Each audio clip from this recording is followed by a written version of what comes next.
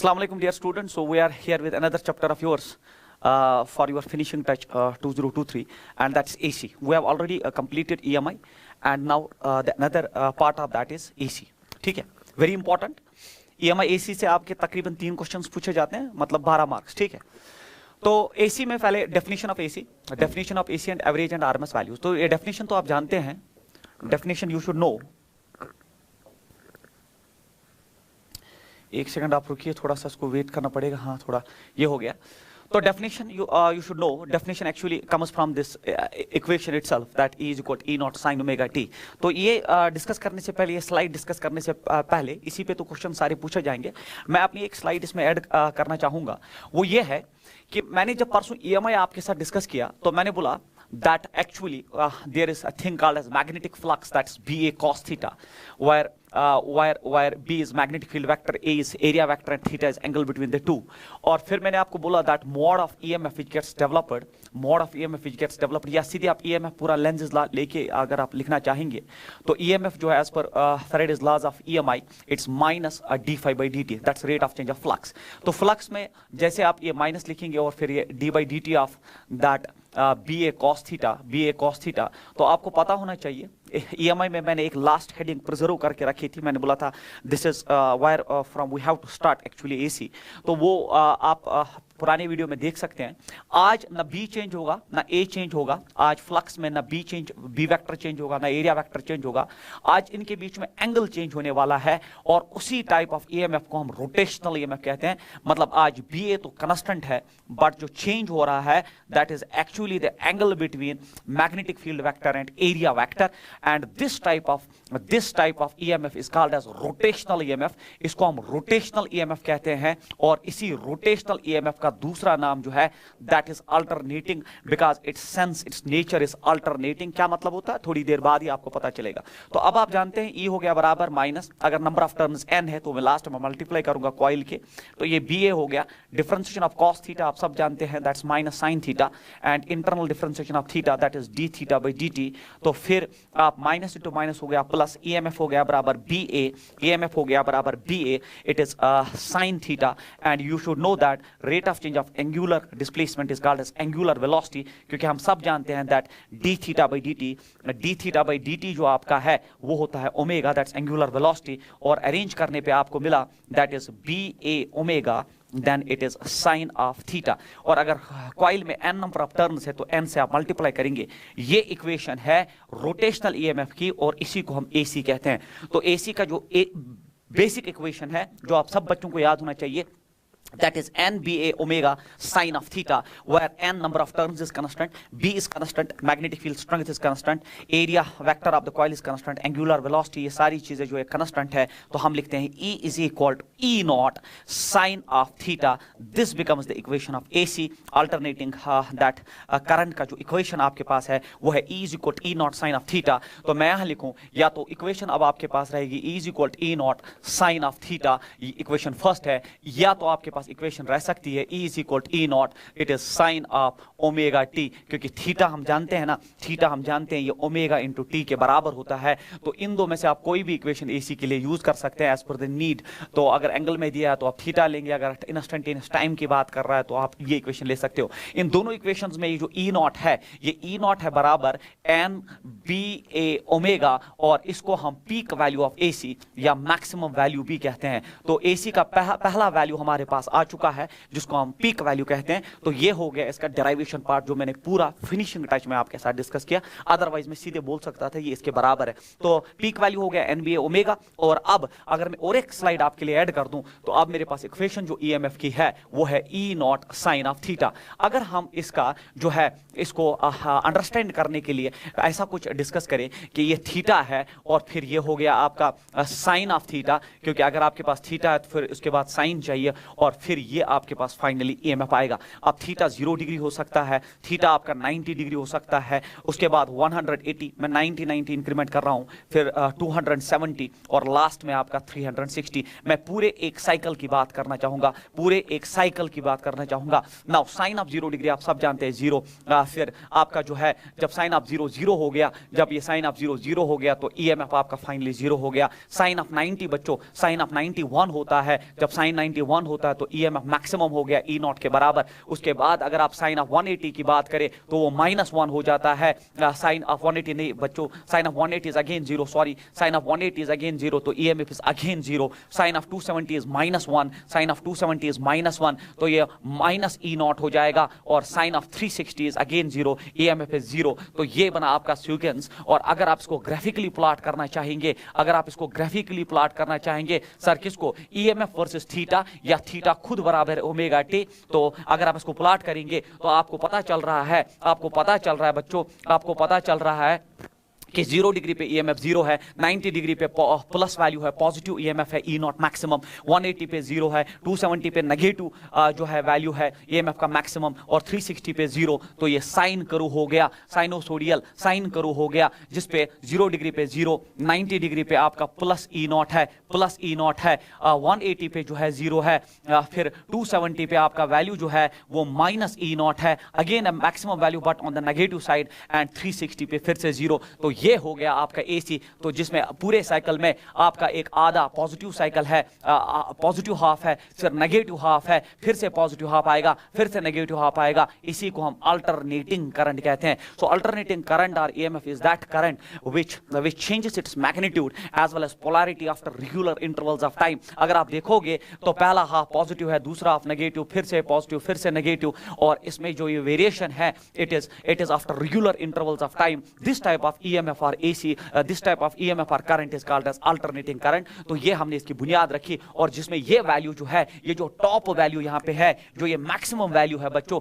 ये जो maximum value यहाँ पे या नेगेटिव साइड में, इसी को हम पीक वैल्यू कहते हैं। तो ये दो वैल्यूज जो है ये पीक वैल्यूज ऑफ एसी कहलाते हैं। We call them as peak values. Maximum, इससे ज्यादा आपके पास हो नहीं सकता, इससे कम हो सकता है, इससे कम हो सकता है, इससे ज्यादा वैल्यू हो नहीं सकता। तो पहला वैल्यू हमारे पास एसी का आ चुका है, और एसी की डेफिनेशन भी अब आ चुकी है, और इसका ये ग्राफ, इसका ये शेप जो है ऐसा क्यों है वो हमें इक्वेशन ने पूरा जो है एक्सप्लेन कर दिया। तो इसलिए मैं अगर वापस आ जाऊं अपनी स्लाइड पे वापस आ जाऊं, देख लीजिए ईएमएफ हो गया ई नॉट साइन ओमेगा टी, और ई नॉट इसमें हो गया एनबीए ओमेगा, जिसको आप पीक वैल्यू कहते हैं, जो मैंने अभी आपके साथ पूरा डिस्कस किया। और फिर इसमें पीक वैल्यू देख लीजिए, ई नॉट हो गया peak value, I have already discussed. और फिर और दो वैल्यूज होते हैं, एक वैल्यू को हम एवरेज वैल्यू कहते हैं, और दूसरे वैल्यू को हम आरएमएस वैल्यू कहते हैं। मैं इसमें भी आपकी हेल्प करना चाहूंगा, इसमें भी हम एक चीज जो है, मैं इसमें एक स्लाइड ऐड कर दूंगा आपके लिए। तो उसके बाद होता है एवरेज वैल्यू, उसके बाद होता है एवरेज वैल्यू।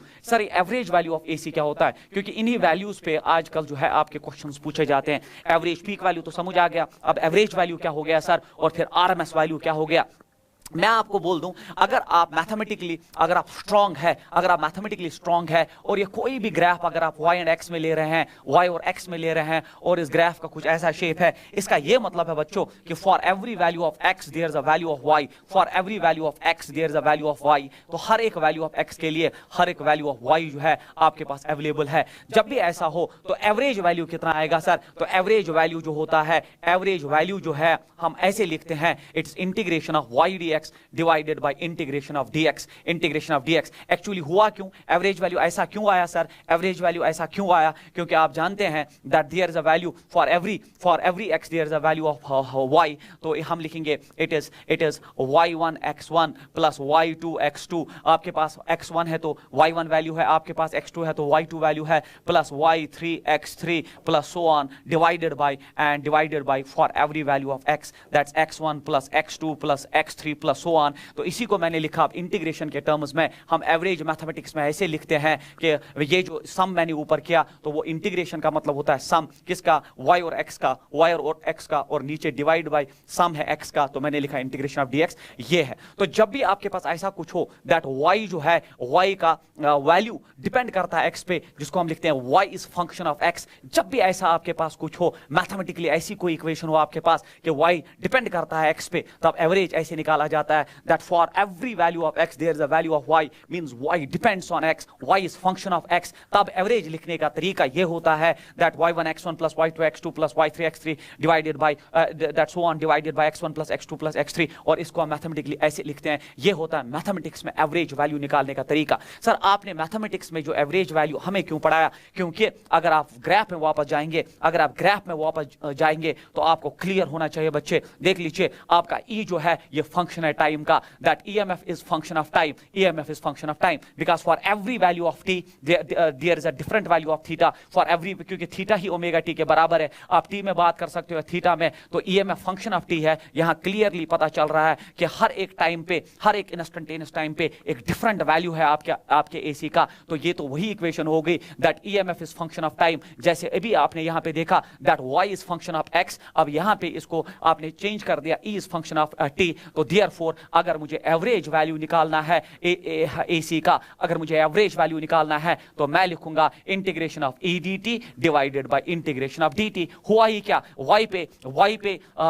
पे इस वक्त ई है और एक्स के बदले यहाँ पे टी है, तो वही हो गया आपका। ये जो है आपका देखिए y is function of x, यहाँ y था यहाँ x था, एवरेज वैल्यू था integration of y dx divide by integration of dx। तो यहाँ पे भी वही आपने किया, यहाँ पे भी आपने वही किया कि यहाँ पे y के बदले e है, यहाँ पे t है, तो एवरेज वैल्यू हो गया integration of e dt divide by integration of dt। ये हो गया पूरा रीजन मैंने आपको दिया कि एवरेज वैल्यू ऑफ AC इस इक्वेशन से हम क्यों लिखते हैं। तो ये हो गया, और इसको हम जो है टाइम इंटरवल 0 to t में इंटीग्रेट करके एज पर द नीड जो है हम एवरेज वैल्यू जो है ऑब्टेन करते हैं। तो ये होता है एवरेज वैल्यू, दूसरा वैल्यू आपके AC का। तो पीक वैल्यू आ गया, उसके बाद एवरेज वैल्यू। इसीलिए अगर आप इक्वेशन देखोगे ये हो गया आपका एवरेज वैल्यू का equation, that average value of AC is integration of E dt divided by integration of dt 0 to t and 0 to t। ये मैंने आपको मैथमेटिकली पूरा समझा दिया। उसके बाद और एक वैल्यू है, उसमें भी मैं आपको जो है हेल्प करना चाहूंगा। तो एवरेज वैल्यू आ चुका है, उसके बाद और एक वैल्यू होता है जिसको हम RMS वैल्यू कहते हैं। RMS value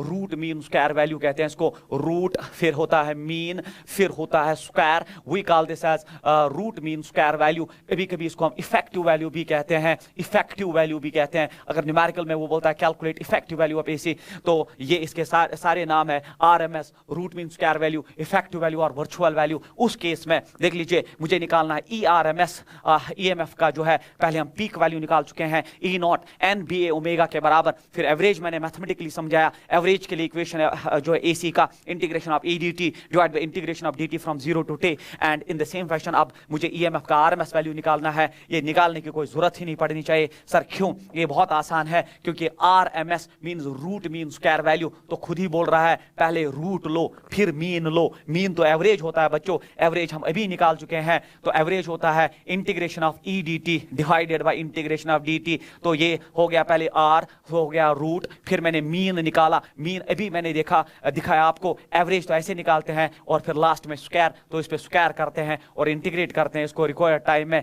that is 0 to t। ये हो गया RMS वैल्यू भी। तो तीनों वैल्यू जो है अब आपके AC के क्लियर होने चाहिए, AC के क्लियर होने चाहिए। पहला पीक वैल्यू होता है मैक्सिमम, फिर एवरेज वैल्यू होता है, और एवरेज वैल्यू मैथमेटिकली मैंने उसकी बुनियाद रख दी कि कैसे जो है एवरेज वैल्यू मैथमेटिक्स में, और फिर उसको हमने इस अपने चैप्टर में इंट्रोड्यूस कर दिया एवरेज वैल्यू ऑफ AC। और फिर लास्ट में root mean square value, effective value और वर्चुअल वैल्यू भी इसको कभी कभी कहते हैं। तो इसने खुद बोला पहले रूट लो फिर मीन लो, मतलब एवरेज लो, क्योंकि एवरेज का दूसरा नाम मीन होता है, और फिर स्क्वायर लो। वही आपकी स्लाइड में है। यहाँ पे आपका जो है तीसरा पॉइंट जो है ये हो गया बच्चों आपका RMS root mean square value. देख लो एवरेज वैल्यू है, मैंने उधर लिखा है, ऊपर रूट लिया और E पे स्क्वायर कर दिया है। ये हो गया आपका RMS वैल्यू। उसके बाद है power consumed in AC। Power consumed in AC जो है वो ERMS IRMS cos phi। मैं इसमें आपको हेल्प करूंगा। ERMS IRMS cos phi मतलब RMS value of AC। RMS जो मैंने अभी पढ़ाया आपको, फिर IRMS करंट में भी IRMS cos phi, where phi is called as phase difference between current and voltage, current and EMF। मैं phase difference आपके साथ डिस्कस करना चाहूंगा। तो ये पूरा इक्वेशन मैं आपको फिर से इस पे वापस लाऊंगा, और इसमें जो cos phi है इसको हम पावर फैक्टर कहते हैं। बहुत इंपॉर्टेंट, पावर फैक्टर हमें आइडिया देता है कि एक AC सर्किट कितना पावर कंज्यूम कर रहा है, वो अच्छा सर्किट है कि अच्छा सर्किट है या बुरा सर्किट है, कितना पावर कंज्यूम कर पा रहा है और कितना ऑसिलेट कर पा रहा है, वो इसका काम है cos phi का, जिसको हम पावर फैक्टर। ये जो है ये मैं जब फेजर्स आपके साथ डिस्कस करूंगा ये तब आएगा, फिलहाल मैंने इक्वेशंस में सारा रखा। तो ये हो गया डेफिनेशन ऑफ AC। उसके बाद average average value, RMS value, ये सारी चीजें मैंने पढ़ाई। बट उसके बाद जो है ये स्लाइड्स मैंने ऐड की कि कहां से इनको डेवलप किया, ये आ गया आपके पास, और फिर ये समझा दिया आरएमएस वैल्यू। इसमें मैं और एक ऐड स्लाइड करने जा रहा हूं अब बच्चों। तो अब आपका जो एसी का शेप जो है, एसी आज के बाद जब आप देखोगे that's EMF versus that theta, और it is itself equal to omega t, and the shape of AC is like this. AC कुछ ऐसा शेप का होता है, positive half, negative half, positive half, that's why it's called as alternating, इसीलिए तो इसको alternating कहते हैं बच्चों। और फिर मैं आपको इधर एक चीज समझा दूं, एक कंप्लीट वेव को, एक कंप्लीट वेव जिसमें एक क्रस्ट है, ट्रफ आता है, इसको जो टाइम लगता है उसको टोटल टाइम पीरियड। मैंने देखा जब हम क्लासरूम प्रोग्राम में बच्चों को पढ़ाते हैं तो इनको ये चीजें, बेसिक चीजें पता नहीं होती है, जिसकी वजह से न्यूमेरिकल में प्रॉब्लम हो सकती है। तो ये जो कैपिटल टी है इसको हम टाइम पीरियड ऑफ एसी कहते हैं, we call this as time period of AC. तो ये कंप्लीट टाइम पीरियड होता है, और inverse of this time period जो है उसी को हम नीटा, that is frequency of AC कहते हैं। और remember that in Indian homes, Hindustan के घरों में, इंडियन होम्स एक बार एंट्रेंस में आया था, इंडियन होम्स में ये फ्रीक्वेंसी जो है ये 50 हर्ट्स है। 50 हर्ट्स होता है सेकंड इनवर्स टाइम का, और फिर ये हो गया इंडियन होम्स की फ्रीक्वेंसी 50 हर्ट्स होती है। मतलब एक सेकंड में ऐसे 50 साइकिल जो है हिंदुस्तान के घरों में कंप्लीट होते हैं। ये एक साइकिल होता है, फिर और एक ऐसा साइकिल। तो एक सेकंड में हिंदुस्तान के घरों में जो आपके घर में बिजली आती है उसके 50 फ्रीक्वेंसी होती है। While as in American homes, अगर आप अमेरिकन होम्स की बात करें तो उनका फ्रीक्वेंसी भी हमसे अच्छा है, दैट इज 60 to 70 हर्ट्स। और आप जानते हैं जितना ज्यादा फ्रीक्वेंसी उतना ज्यादा एनर्जी, तो उनका एसी भी हमसे बेटर है। तो ये हो गया एक सेकंड में 50 साइकिल हिंदुस्तान के घरों में जो है ऐसे 50 साइकिल्स डेवलप होते हैं। तो ये फ्रीक्वेंसी का आइडिया हो गया। मगर मैं और एक चीज यहाँ पे दिखा दूं, अगर आप देखोगे इक्वेशन ऑफ ईएमएफ था E is equal E naught then it is sine of theta, या मैंने बोला E is equal E naught then sine of omega T.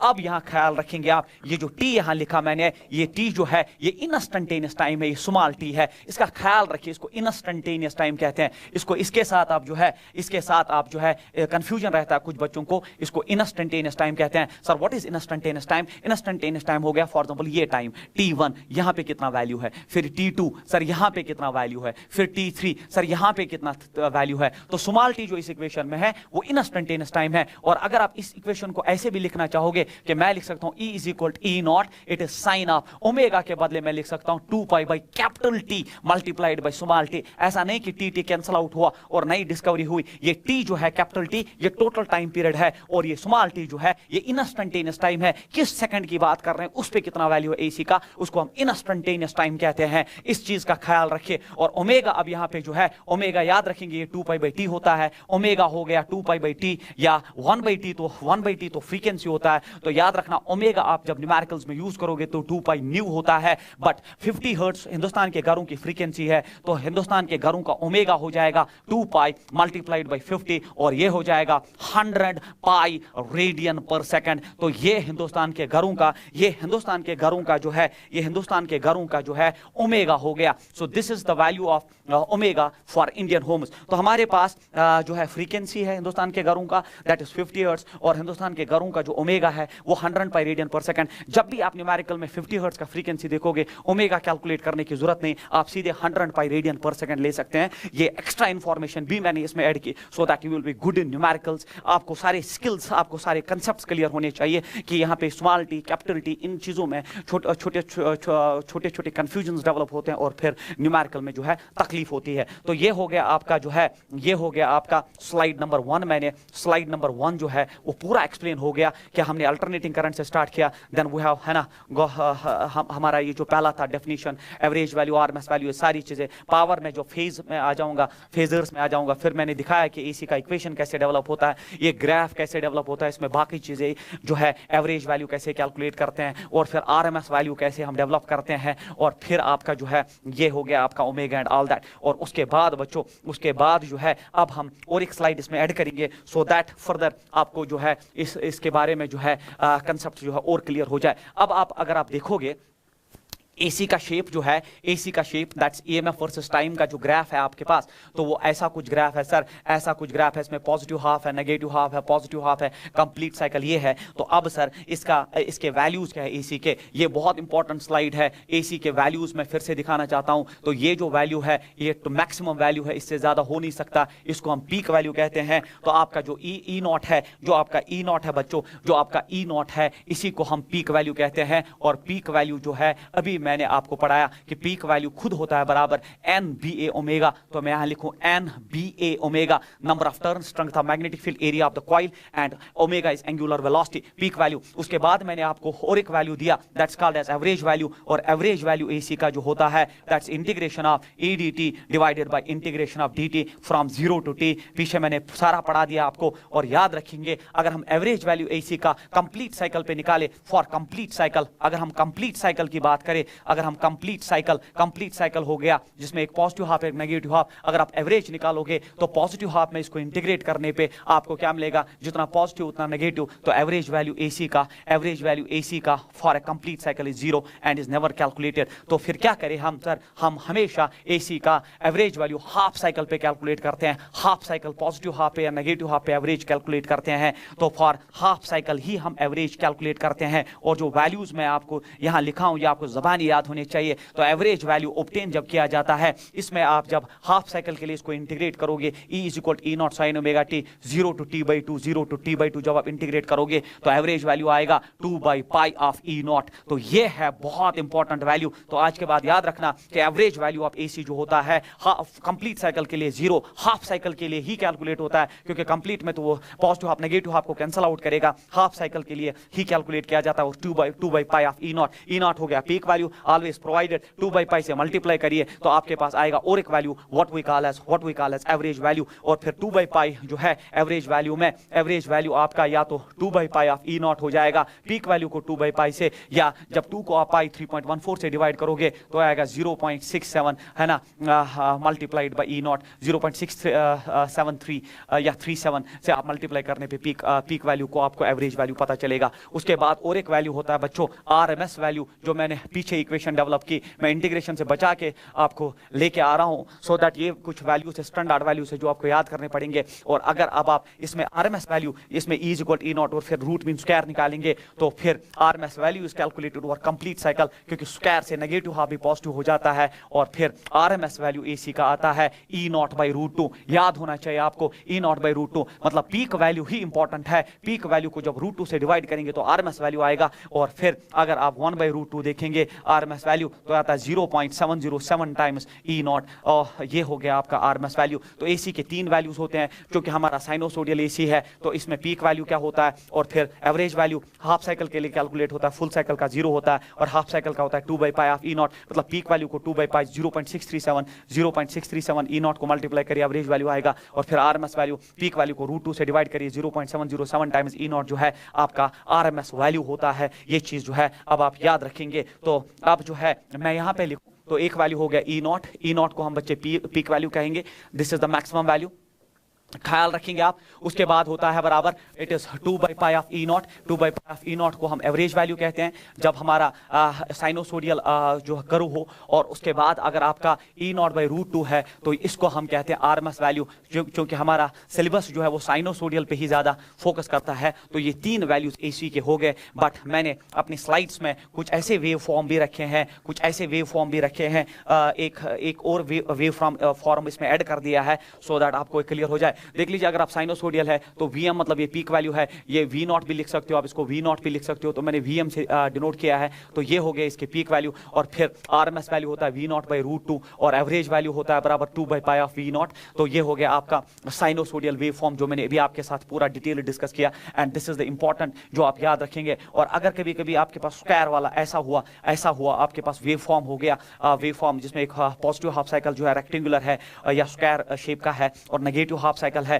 तब आप इसमें क्या करोगे, इसमें जो है आरएमएस वैल्यू जब सारा इंटीग्रेशन करते हैं तो आरएमएस वैल्यू भी V नॉट आता है और एवरेज वैल्यू भी V नॉट आता है। बट याद रखना एवरेज वैल्यू हाफ साइकिल के लिए कैलकुलेट होता है। इसमें मैं लिख के रखूं ये हाफ साइकिल का वैल्यू है एवरेज वैल्यू, क्योंकि फुल साइकिल में इसका पॉजिटिव हाफ नेगेटिव हाफ को कैंसिल आउट करेगा और इसका पॉजिटिव हाफ नेगेटिव हाफ को कैंसिल आउट करेगा, इसलिए एवरेज वैल्यू हाफ साइकिल के लिए है, वाइल एज आरएमएस वैल्यू हमेशा फुल साइकिल के लिए, क्योंकि स्क्वायर जो आरएमएस में स्क्वायर है वो नेगेटिव को पॉजिटिव बना के आपको कोई दिक्कत में नहीं डालता है। तो average value for this wave form is calculated over half cycle, तो मैंने यहाँ लिख के रखा है हाफ साइकिल के लिए है, और फिर फुल साइकिल के लिए जो है, फुल साइकिल के लिए हम आरएमएस वैल्यूज कैलकुलेट करते हैं। होप आपको ये सारा समझ आया होगा। और सबसे इंपॉर्टेंट बात आप जो याद रखेंगे, unless and until it's not mentioned that a given value is average value, it is peak value or RMS value, अगर सिर्फ वैल्यू दिया है, फॉर एग्जांपल वोल्टेज दिया है 220 वोल्ट वोल्टेज दिया है, अब सर हम कौन सा वैल्यू एसी का ले, तो convention is that take it always as RMS value.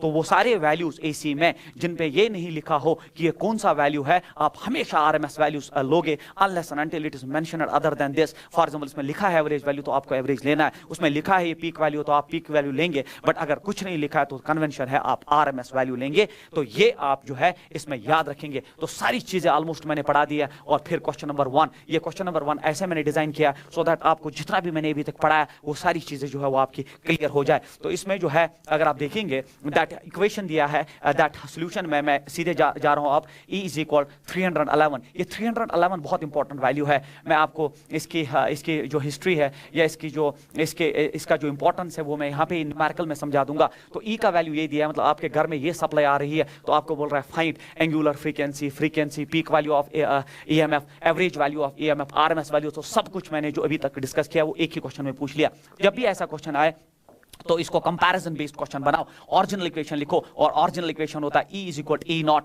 Then it is sine of omega t. अब आप देखो E नॉट के बदले यहाँ पे 311 लिखा है, तो पीक वैल्यू कैलकुलेट करने की जरूरत ही नहीं, हमारा पहला वैल्यू आ चुका है, हमारा एक क्वेश्चन सॉल्व हो चुका है। यहाँ पीक वैल्यू हो गया 311 वोल्ट, तो ये आप याद रखेंगे। तो पहला वैल्यू जो है फाइंड, कहीं पीक वैल्यू ऑफ EMF होगा तो पीक वैल्यू हमारा जो है वो आ चुका है। फिर एंगुलर फ्रीक्वेंसी, अब आप देख लीजिए यहाँ ओमेगा है, यहाँ 100 पाई है और टी कॉमन है, तो दूसरा पॉइंट है ओमेगा, और ओमेगा जो है आपका 100 पाई रेडियन पर सेकंड। तो हमारा एंगुलर फ्रीक्वेंसी भी आ चुका है, ये हो गया एंगुलर फ्रीक्वेंसी। फिर हमसे फ्रीक्वेंसी पूछ रहा है, तो ओमेगा अब आ गया हमारे पास 100 पाई, बट ओमेगा हम सब जानते हैं, मैंने पीछे पढ़ाया 2 पाई न्यू होता है, 100 पाई के बराबर, पाई चला गया, फ्रीक्वेंसी आ गया 50 हर्ट्ज। तो मैंने तो बोला था ना, जब भी फ्रीक्वेंसी 50 हर्ट्ज होगी तब हमेशा ओमेगा जो है 100 पाई रेडियन पर सेकंड आएगा। तो हमारा फ्रीक्वेंसी भी आ चुका है। उसके बाद एवरेज वैल्यू ऑफ EMF, तो हमारा एवरेज वैल्यू जो है, एवरेज वैल्यू EMF का आएगा, तो मैंने पढ़ाया वो होता है 2 by pi of E not जो है 2 बाई पाई, ऐसे रखो, और E नॉट हमारे पास आ चुका है 311 वोल्ट। फर्दर सॉल्व करने की जरूरत नहीं है, मैं आपको सिर्फ समझा रहा हूं कि कंपैरिजन बेस्ड ओरिजिनल इक्वेशन के साथ कब कैसे कंपेयर करके आप डिफरेंट वैल्यूज कैलकुलेट कर सकते हो। एवरेज वैल्यू भी आ चुका है, उसके बाद RMS वैल्यू, और अब आप जानते हो कि RMS वैल्यू तो मैं लिखूंगा ERMS होता है बराबर E नॉट बाई रूट 2, और E नॉट भी हमारे पास आ चुका है, तो that is 311 by root 2, 311 by root 2 volt, और खेल खत्म। ये हो गया कंपैरिजन बेस्ड, जिसमें अभी तक जितना भी मैंने आपके साथ डिस्कस किया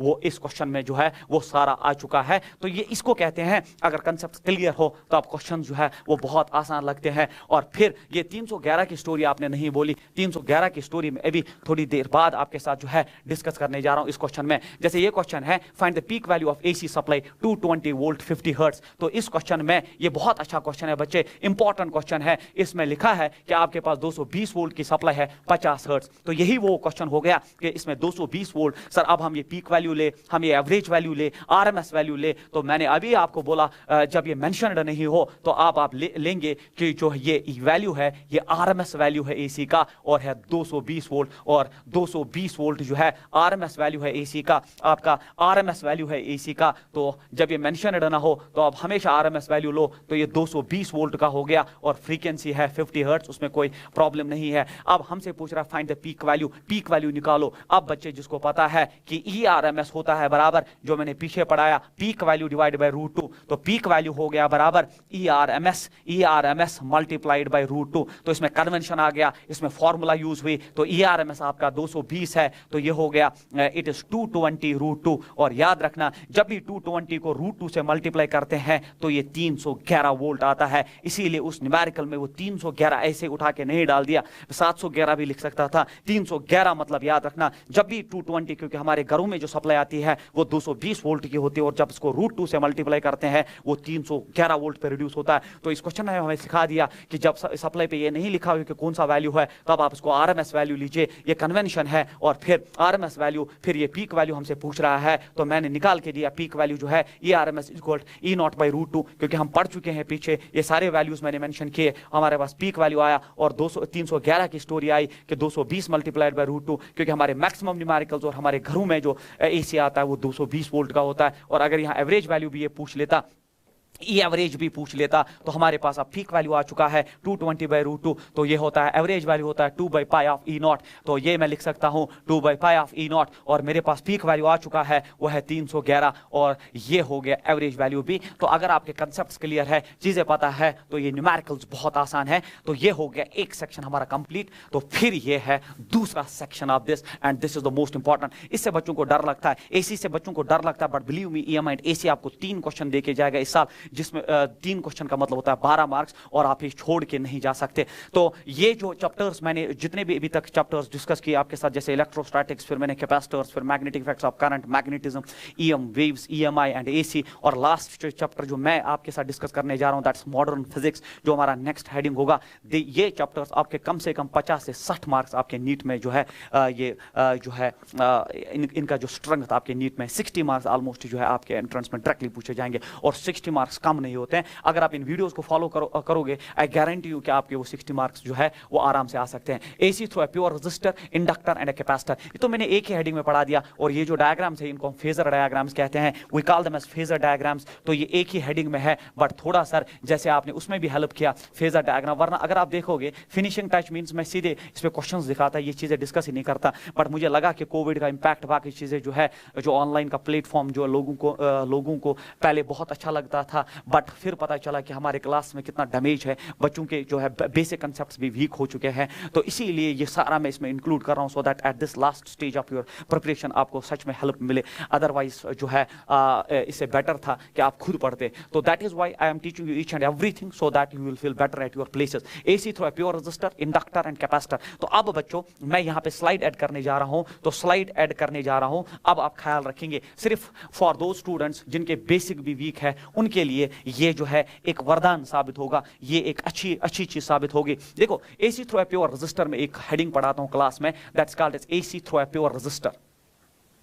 थ्रू ए प्योर रेजिस्टर। जब हम प्योर लिखते हैं, सर प्योर क्यों लिखते हैं? प्योर मतलब कोई मिलावट नहीं, मतलब आपका जो एलिमेंट है सर्किट में वो सिर्फ रेजिस्टर है, तो इसी को हम कहते हैं AC through a pure resistor. मतलब मैंने रेजिस्टर को जिसके रेजिस्टेंस आर है उसमें एसी कनेक्ट कर दिया। इसका ख्याल रखिए, एसी का सिंबल ये होता है। सर एसी का सिंबल ये क्यों होता है? क्योंकि मैंने वेव फॉर्म पीछे पढ़ा दिया। एसी ऐसा होता है जिसमें पॉजिटिव हाफ नेगेटिव हाफ होता है, इसी को हम यहाँ एक मिनिएचर साइन में कन्वर्ट कर देते हैं। तो जब भी आपको ऐसा कुछ दिखे तो ये एसी होता है। अब एसी का जो ईएमएफ है, इक्वेशन तो E0 sin ओमेगा t है, जो मैं पीछे पढ़ा चुका हूं। तो अगर मैं यहाँ एसी का जो ईएमएफ इसको सप्लाई करने जा रहा हूं, that's is equal E0 sin omega t, तो दिमाग कहता है सर जैसे आप इतना ईएमएफ इसमें आपने कनेक्ट किया तो डेफिनेटली यहाँ से करंट फ्लो होगी आई, और वो करंट जो है फिर सर्किट कंप्लीट होगा। अगर आप ईएमएफ का इक्वेशन आ चुका है sir E is equal E0 sin omega t, ख्याल रखेंगे बच्चे, यही इंपॉर्टेंट है इसमें। जिसको ये समझ आया वो इसमें न्यूमेरिकल कर सकता है। अगर इक्वेशन ऑफ ईएमएफ ये है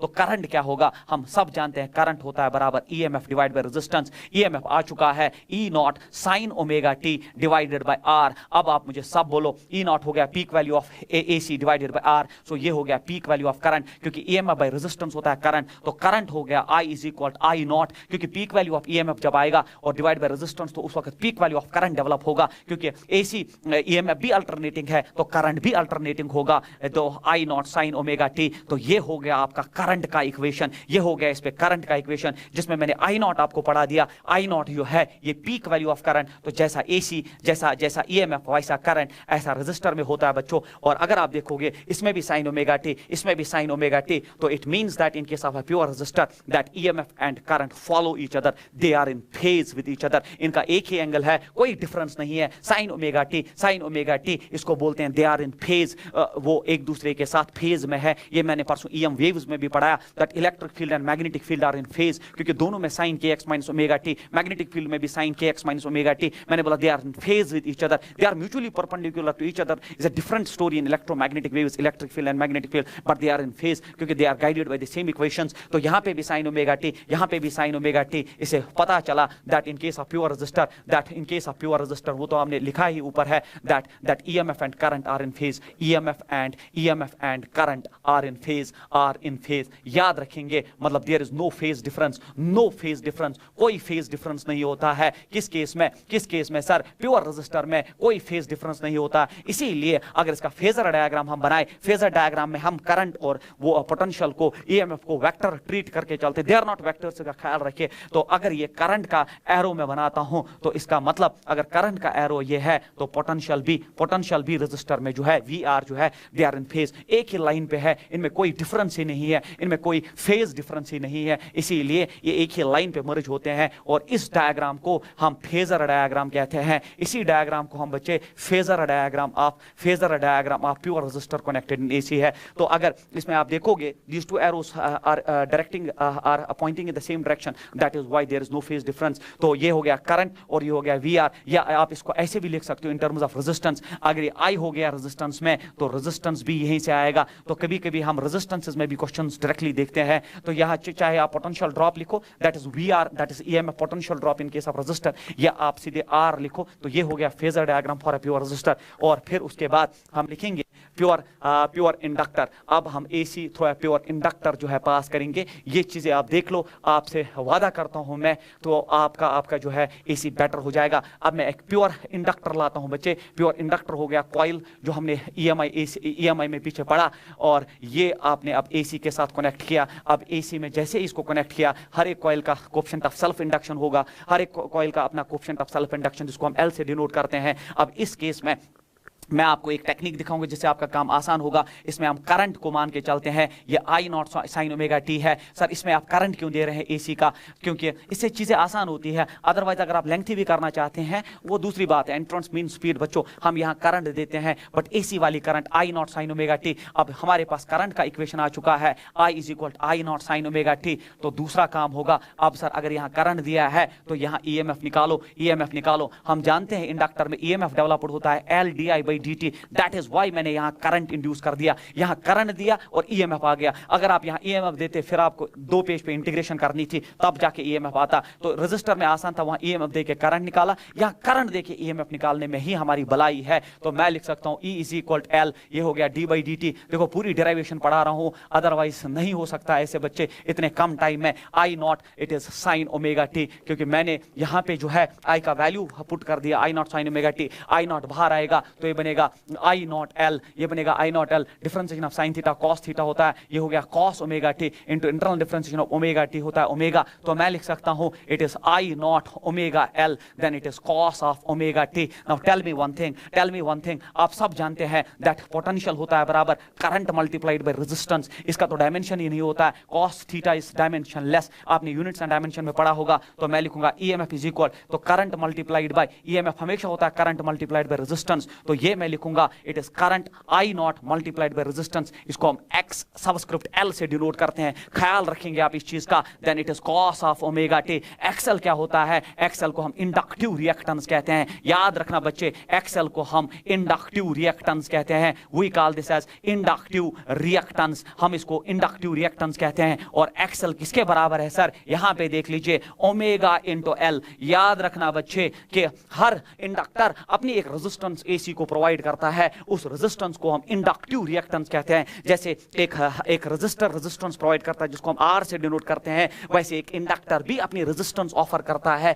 जिसको हम एक्स सबस्क्रिप्ट एल से डिनोट करते हैं, और उसको हम इंडक्टिव रिएक्टेंस कहते हैं। और ये एक्सएल होता है बराबर ओमेगा इंटू एल। ओमेगा जो पढ़ा चुका हूं, एल हर एक कॉइल का मेंशन होगा, क्योंकि ये रेजिस्टेंस है सर। अगर कोई पूछे व्हाट इज इंडक्टिव रिएक्टेंस, आप बोलना sir it is the resistance offered by an inductor to AC, और इसका यूनिट क्या होगा? वही जो रेजिस्टेंस का होगा होगा जिसको हम ओम कहते हैं। तो ये होता है स्मार्ट वर्क, इसका रेजिस्टेंस का ही यूनिट है ओम, इसके डायमेंशंस उधर ही है और ये resistance offered by inductor to AC होता है। अब इसमें एक खास बात ये देखेंगे आप, अब आप देख लो जो करंट का इक्वेशन है वो आई नॉट साइन ओमेगा टी है और जो ईएमएफ का इक्वेशन है वो है E is equal I naught then X subscript L cos omega t. अगर मैं इस इक्वेशन को ईएमएफ की इक्वेशन को ऐसे लिखूं, मैं लिख सकता हूं E इज इक्वल बच्चे तो I naught into XL E naught हो गया क्योंकि करंट मल्टीप्लाइड बाय रेजिस्टेंस जो है वो ई नॉट हो गया। फिर मैं लिख सकता हूं कॉस को ब्रेक कर दूं, मैं लिखूं sine of omega t plus pi by two, omega t plus pi by two, क्योंकि omega t sine omega t plus sign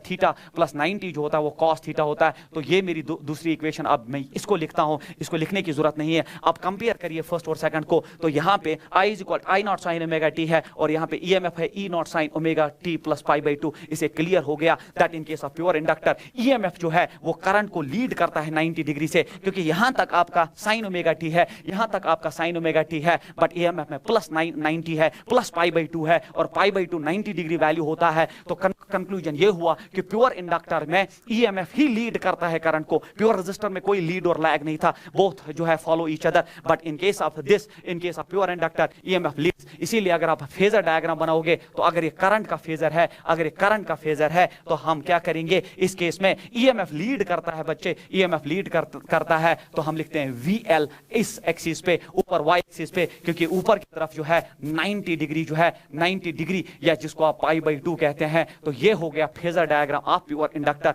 pure resistor का तो याद ही होगा आपको, प्योर रेजिस्टर में फेजर डायग्राम ऐसा था, they follow each other, they follow चाहे रेजिस्टेंस विद करंट या potential with current, but in case of pure inductor potential ही लीड कर रहा है करंट को। और अगर अब आप इसको ऐसे भी बनाओगे कि ये करंट है सर, तो ये इस एक्सिस पे अब आप XL बना सकते हो। मैं इन टर्म्स ऑफ रेजिस्टेंस बना रहा हूं, जैसे R उसी एक्सिस पे था बट यहाँ XL जो है वो लीड करता है, तो प्योर इंडक्टर में लीड करता है। और एक चीज इस XL के बारे में मैं आपके साथ डिस्कस करना चाहूंगा, I will add a slide for you people, कि XL आपका जो है X subscript L omega L inductive reactance, तो अब आप लिख सकते हो कि XL हो गया बराबर 2 पाई न्यू, क्योंकि मैंने पीछे पढ़ा है L। अब आप मुझे बोलो तो XL जो है दैट XL इंडक्टिव रिएक्टेंस जो है that is directly proportional to the frequency of AC। मतलब अगर फ्रीक्वेंसी कम इंडक्टिव रिएक्टेंस कम और फ्रीक्वेंसी ज्यादा इंडक्टिव रिएक्टेंस ज्यादा, मतलब हिंदुस्तान के घरों में फ्रीक्वेंसी कम है 50 हर्ट्ज, तो हमारे घरों में जो इंडक्टर है वो कम रेजिस्टेंस AC को प्रोवाइड करता है। अमेरिका के घरों में फ्रीक्वेंसी ज्यादा है तो वहां यही इंडक्टर जो है ज्यादा रेजिस्टेंस प्रोवाइड करेगा।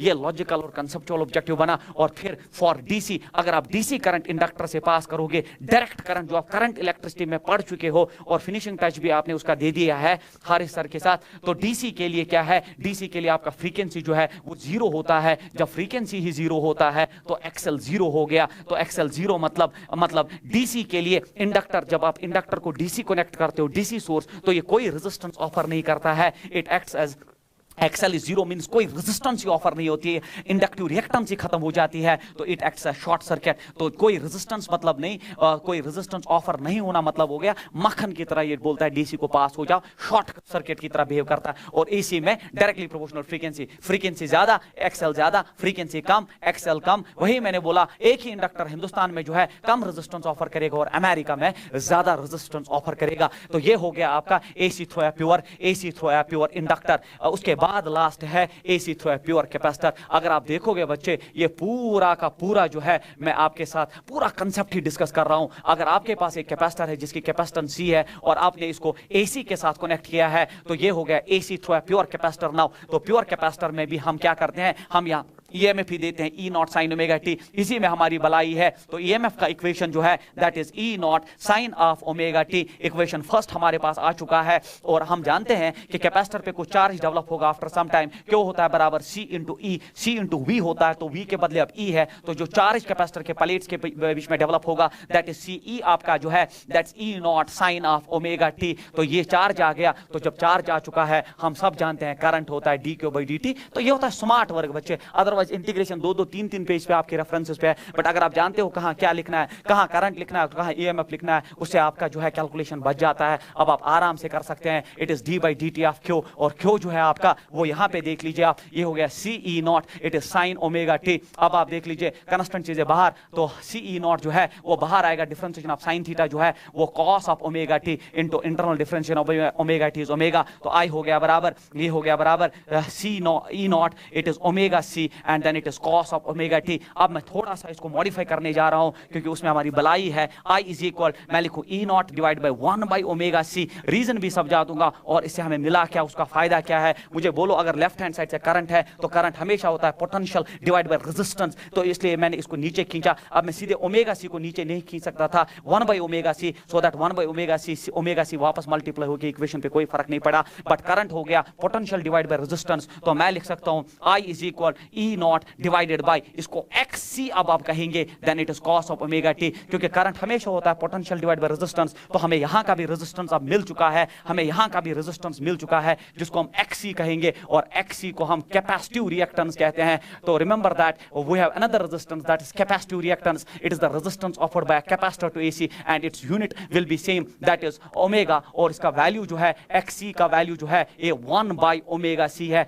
X subscript C is 1 by omega C, unit omega, और ये resistance offered by capacitor to AC है बच्चों। और फिर इस इक्वेशन को मैं अब ऐसे लिख सकता हूं, I इज इक्वल, ये हो गया peak value of AC divide by resistance is called as peak value of current and then it is cos of omega t. ये आपका इक्वेशन आ चुका है। और अगर मैं इसको, जो कि आपका पहला इक्वेशन साइन के फॉर्मेट में है, उसको भी साइन के फॉर्मेट में लिखे तो आपका आई आ जाएगा आई नॉट, ये आ जाएगा sine of, it is a sine of omega t plus pi by 2, क्योंकि आप जानते हैं that sine of theta plus 90 degree जो है वो होता है कॉस ऑफ थीटा। तो आपका कॉस में इक्वेशन आया, और अगर आप इक्वेशन फर्स्ट और सेकंड को आप कंपेयर करेंगे तो यहाँ पे साइन ओमेगा टी है ईएमएफ में, बट करंट में sign omega t plus pi by 2। अब इस केस में करंट लीड करता है ईएमएफ को 90 डिग्री से। तो अगर आप इसका फेजर डायग्राम बनाएंगे, अगर आप इसका फेजर डायग्राम बनाएंगे किसका सर, कैपेसिटर का, तो अगर ये करंट है, करंट हमने इसी एक्सिस पे रखा, तो इसका जो पोटेंशियल है VC वो नीचे की तरफ आएगा, और ये है करंट जो है वही लीड कर रहा है ऊपर की तरफ, किस एंगल से सर, 90 डिग्री से। तो ये हो गया फेजर। और फिर अगर आप इसको रेजिस्टेंस के टर्म्स में लिखना चाहते हैं तो ये हो गया I, तो यहां से अब आप लिख सकते हैं XC कैपेसिटिव रिएक्टेंस। तो अगर मैं तीनों एक ही इस पे एक ही स्लाइड पे ऐड कर दूं तो प्योर रेजिस्टेंस, ये हो गया आपका प्योर रेजिस्टेंस का फॉर्मेट, ये हो गया प्योर रेजिस्टेंस के लिए। उसके बाद जो है अब आपका मैंने पढ़ाया प्योर इंडक्टर, मैंने आपको pure inductor connected to AC पढ़ाया। उसके बाद जो है अब आपका तीसरा एलिमेंट जो है वो आपका प्योर कैपेसिटर आ चुका है। प्योर कैपेसिटर भी आपको मैंने पूरा जो है डिस्कस किया आपके साथ। तो अगर आप फेजर डायग्राम्स की बात करें तो इसमें फेजर डायग्राम जो है वो ऐसा है करंट, और अगर करंट ऐसा है तो VR पोटेंशियल ड्रॉप भी उसी पे, या अगर ये करंट है बच्चों तो आप देखो रेजिस्टेंस भी उसी पे बना सकते हो। प्योर इंडक्टर में आप देखो अगर ये करंट है तो VL जो है पोटेंशियल लीड कर रहा है करंट को 90 डिग्री से, 90 डिग्री से लीड ऊपर की तरफ है। और अगर ये करंट है बच्चों तो XL जिसको हम इंडक्टिव रिएक्टेंस कहते हैं 90 डिग्री से लीड कर रहा है। इन द सेम फैशन अगर आप यहां देखोगे, अगर ये करंट है तो यहां पे करंट ही लीड कर रहा है VC को, किससे सर, 90 डिग्री से, 90 डिग्री से। और अगर आप यहां करंट बनाओगे तो सर करंट ही XL को लीड कर रहा है, XC को 90 डिग्री से जो है लीड कर रहा है। तो ये हो गए phasor diagrams for all the 3 elements. Hope आपको ये सारा समझ आया होगा, बहुत इंपॉर्टेंट है। और सबसे इंपॉर्टेंट बात, जो रेजिस्टेंस ऑफ रेजिस्टर है वो इंडिपेंडेंट ऑफ फ्रीक्वेंसी होता है, फ्रीक्वेंसी पे कोई डिपेंडेंसी नहीं, इंडिपेंडेंट ऑफ फ्रीक्वेंसी। जबकि आपने XL भी देखा, XL था बराबर ओमेगा L, जिसको आप 2 पाई न्यू इंटू L कहते हैं। तो XL is directly proportional to frequency. आपका XL जो है वो डायरेक्टली प्रोपोर्शनल टू फ्रीक्वेंसी होता है, मतलब फ्रीक्वेंसी बढ़ेगा तो XL बढ़ेगा। जबकि आपका XC था बराबर 1 बाई ओमेगा C, आप लिख सकते हो 1 by 2 pi nu C, inverse relation है। आपका XC जो है वो इनवर्स प्रोपोर्शनल टू फ्रीक्वेंसी है, ये एक इंपॉर्टेंट कांसेप्ट है। तो इंडिपेंडेंट रेजिस्टेंस जो है वो फ्रीक्वेंसी डिपेंडेंट नहीं होता है, जबकि XL directly proportional to frequency और XC directly inversely proportional to frequency. अगर मैं इसको ऐसे बनाऊं तो एक ग्राफ ऐसे बनाऊं बच्चे, ये ग्राफ जो है बहुत इंपॉर्टेंट है। ये ग्राफ जो है इसको मैं और आगे ऐड करूंगा, ये ग्राफ बड़ा इंपॉर्टेंट है। सर क्या ग्राफ है ये ग्राफ जो है वर्सेस फ्रीक्वेंसी है, और कितने एलिमेंट्स है, या तो रेजिस्टेंस है या XL है इंडक्टिव रिएक्टेंस, और ये XC है। आप जानते हो ना, ये तीनों रेजिस्टेंसेस है,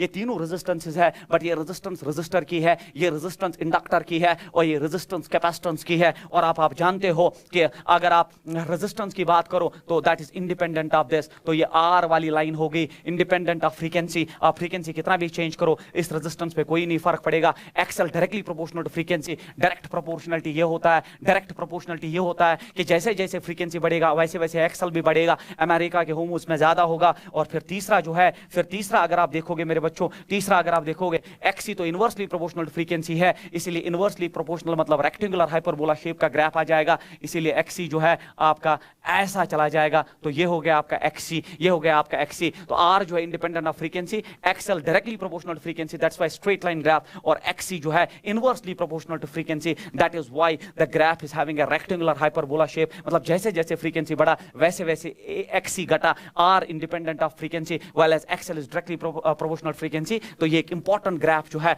जो मैंने आपके साथ डिस्कस जो है किया। अब आप अपनी स्लाइड पे वापस आइए। देखिए एक स्लाइड को एक्सप्लेन करने के लिए मैं इतनी स्लाइड्स ऐड कर रहा हूं। तो ये हो गया आपके phasor diagrams for pure resistor. तो यहां तो एक लाइन में लिखा है pure resistor, inductor and capacitor.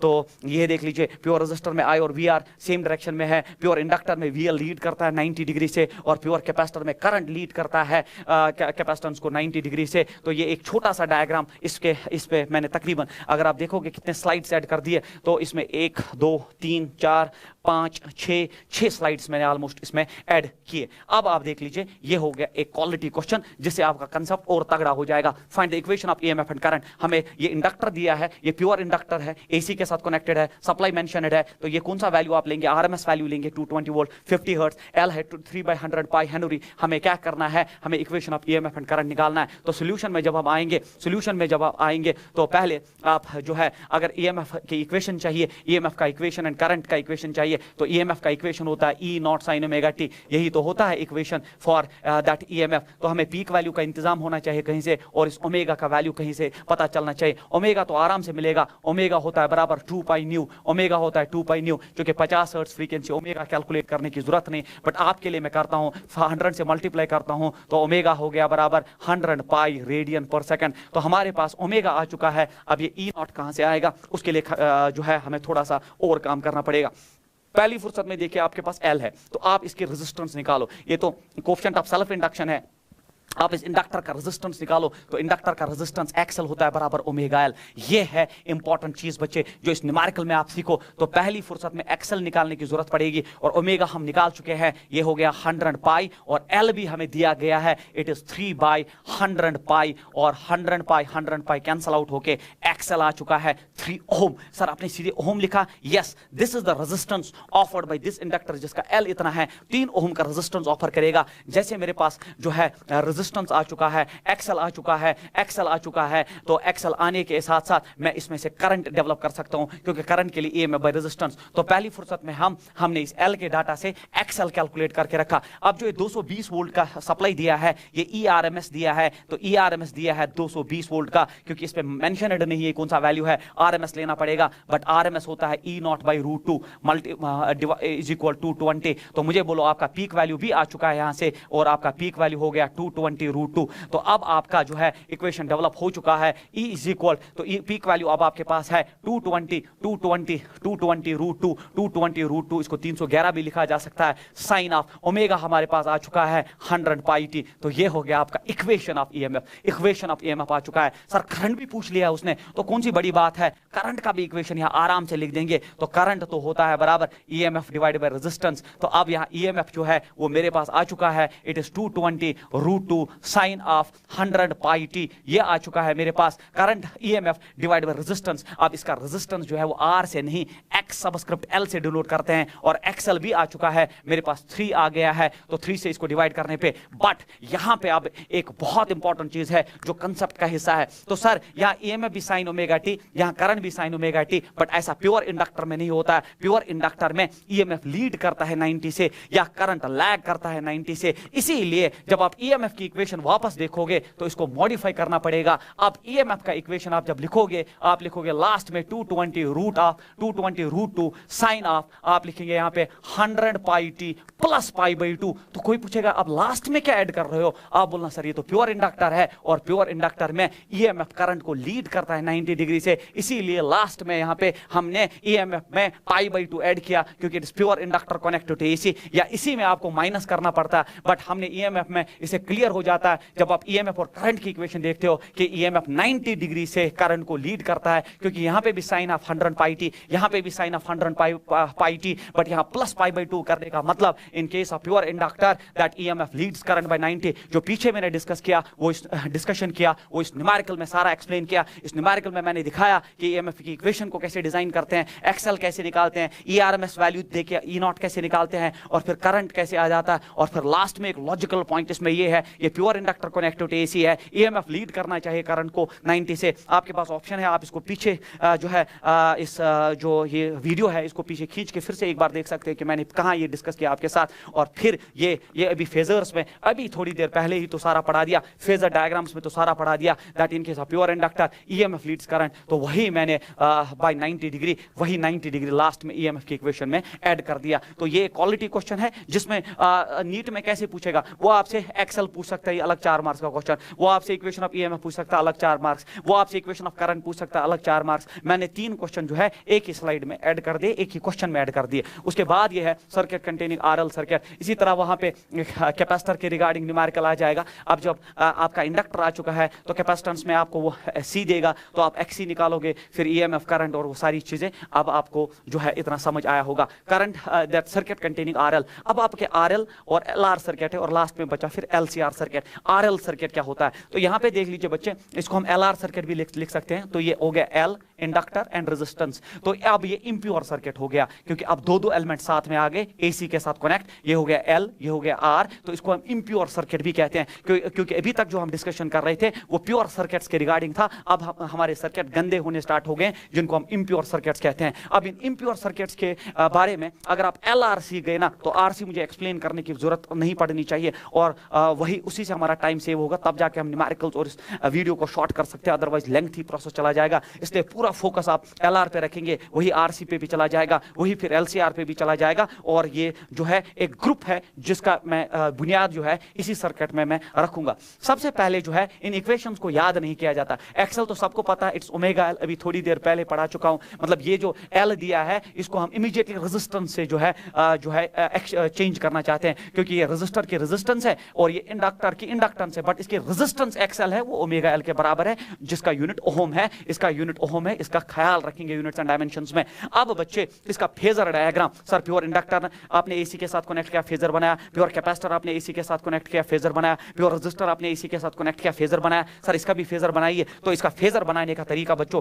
जो मेरा तरीका है, ये सिर्फ मेरा स्टाइल है, इसलिए आप इसको समझ लीजिए। तो इसमें मैं ऐसे पढ़ाता हूं, मैं ऐसे चीजों को पढ़ाता हूं कि अगर ये होता प्योर रेजिस्टर, अगर ये होता प्योर रेजिस्टर, सुनो जो मैं बोल रहा हूं उसको यहां से जाके 1-2 बार वीडियो पे बार बार देखना।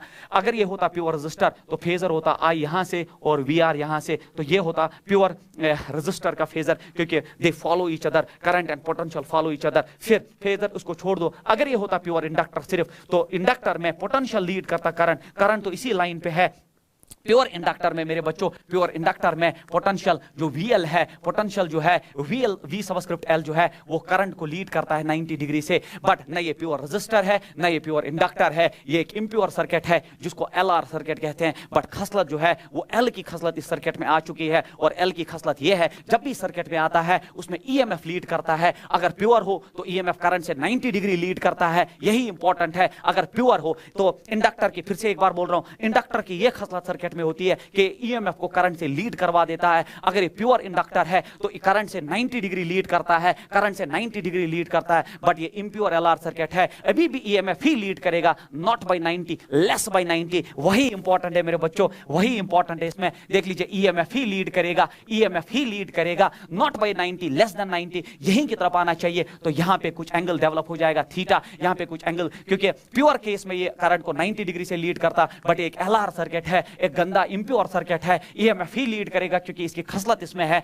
ईएमएफ ही लीड करेगा, नॉट बाय 90, लेस देन 90। और अब मुझे बोलो शिफ्टिंग प्रॉपर्टी से मैं VL को यहां शिफ्ट कर सकता हूं। अब आपका VL यहां आ चुका है। अब मुझे बोलो ये एक राइट एंगल ट्रायंगल बन चुकी है, या आप मुझे ऐसे भी बोल सकते हो कि ये दो वेक्टर्स परपेंडिकुलर है, VR और VL परपेंडिकुलर है और ये रिजल्टेंट है। तो रिजल्टेंट कैलकुलेट करने की क्या जरूरत है, it is root of A square that is V subscript R का square plus V subscript L का स्क्वायर, या पाइथागोरस थ्योरम आप लेते, E square is equal V R square plus V L square, और ई स्क्वायर इसमें root में आ जाता, तो ये बनती है ईएमएफ की इक्वेशन एक एलआर सर्किट में। जो बच्चे गोटा याद करते हैं, अननेसेसरी लोड और टेंशन लेते हैं, अगर आप ये फेजर बना सकते हो तो आप कोई कुछ भी जो है इसके रिगार्डिंग डिस्कस कर सकते हो। इवन मैंने वी आर बनाया, मैं इस पे आर बना सकता हूं, यहाँ एक्सएल बना सकता हूं, और ये नेट रेजिस्टेंस जिसको मैं भी इंपीडेंस का नाम दूंगा। तो ये देख लो मेरे बच्चे, अब मुझे बोलो ईएमएफ हो गया बराबर वी आर स्क्वायर के बदले क्या लिख सकता हूं मैं, वी आर स्क्वायर के बदले, क्योंकि ये सीरीज सर्किट है, करंट सेम फ्लो होगी, सीरीज में एक ही करंट फ्लो होती है, तो मैं लिख सकता हूं वी आर के बदले it's potential drop in resistance, मैं लिख सकता हूं आई आर का होल स्क्वायर, और प्लस वी एल हो गया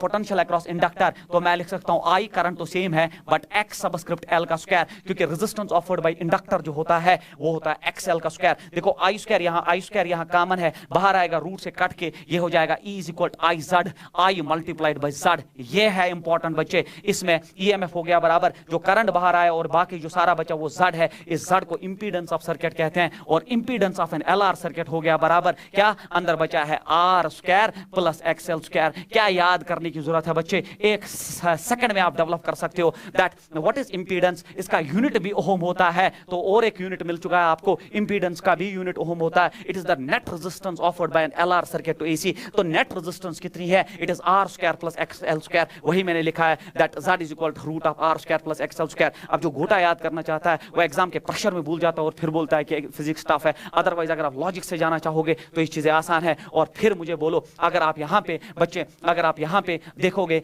ये इसके रेजिस्टेंस, मैं यहाँ पे लिखूं ये पोटेंशियल ड्रॉप है तो मैंने पीछे लिखा है, आप इस पे रेजिस्टेंस लिख सकते हो, ये वीएल है तो इसकी रेजिस्टेंस एक्सएल हो गया, और ये ईएमएफ है तो इसकी रेजिस्टेंस जेड हो गई, और जेड होगी net impedance offered, net resistance offered, तो इस पे आर बना सकते हो, वीआर पे वीएल पे एक्सएल बना सकते हो, और ईएमएफ की डायरेक्शन में जेड बना सकते हो। अब इस राइट एंगुलर ट्रायंगल में मुझे बोलो कॉस ऑफ थीटा कितना होता है, कॉस ऑफ थीटा होता है बराबर बेस बाय हाइपोटेन्यूज, तो बेस सिमिलर क्वांटिटीज कर लेंगे आप, आर बाई जेड। तो याद रखना बच्चे, मैंने पीछे पढ़ाया था पावर फैक्टर, कॉस फाई को ही हम पावर फैक्टर कहते हैं, और आज के बाद न्यूमेरिकल में याद रखना पावर फैक्टर उस सर्किट का रेजिस्टेंस डिवाइड बाय इंपीडेंस होता है। अगर आपका एलआर सर्किट है और उसका पावर फैक्टर आपको कैलकुलेट करना है तो कॉस थीटा को हम पावर फैक्टर कहते हैं, और ये आर बाई जेड के रेशो के बराबर होगा। तो मैंने पहली स्लाइड में बोला था कि I will help you in this, तो पहले स्लाइड में मैंने आपको यहाँ पे अगर आप देखेंगे तो यहाँ पे आपका जो है कॉस फाई था, मैंने बोला इसको पावर फैक्टर कहते हैं, और मैंने अभी आपको डिराइव करके दिया ये cos phi R by Z होता है इंपीडेंस ऑफ दैट सर्किट। फिलहाल हम एलआर सर्किट पढ़ रहे हैं तो इंपीडेंस ऑफ एलआर सर्किट, जब मैं आरसी सर्किट पढ़ाऊंगा तो इंपीडेंस ऑफ आरसी सर्किट, जब मैं एलसीआर सर्किट पढ़ाऊंगा तो इंपीडेंस ऑफ एलसीआर सर्किट,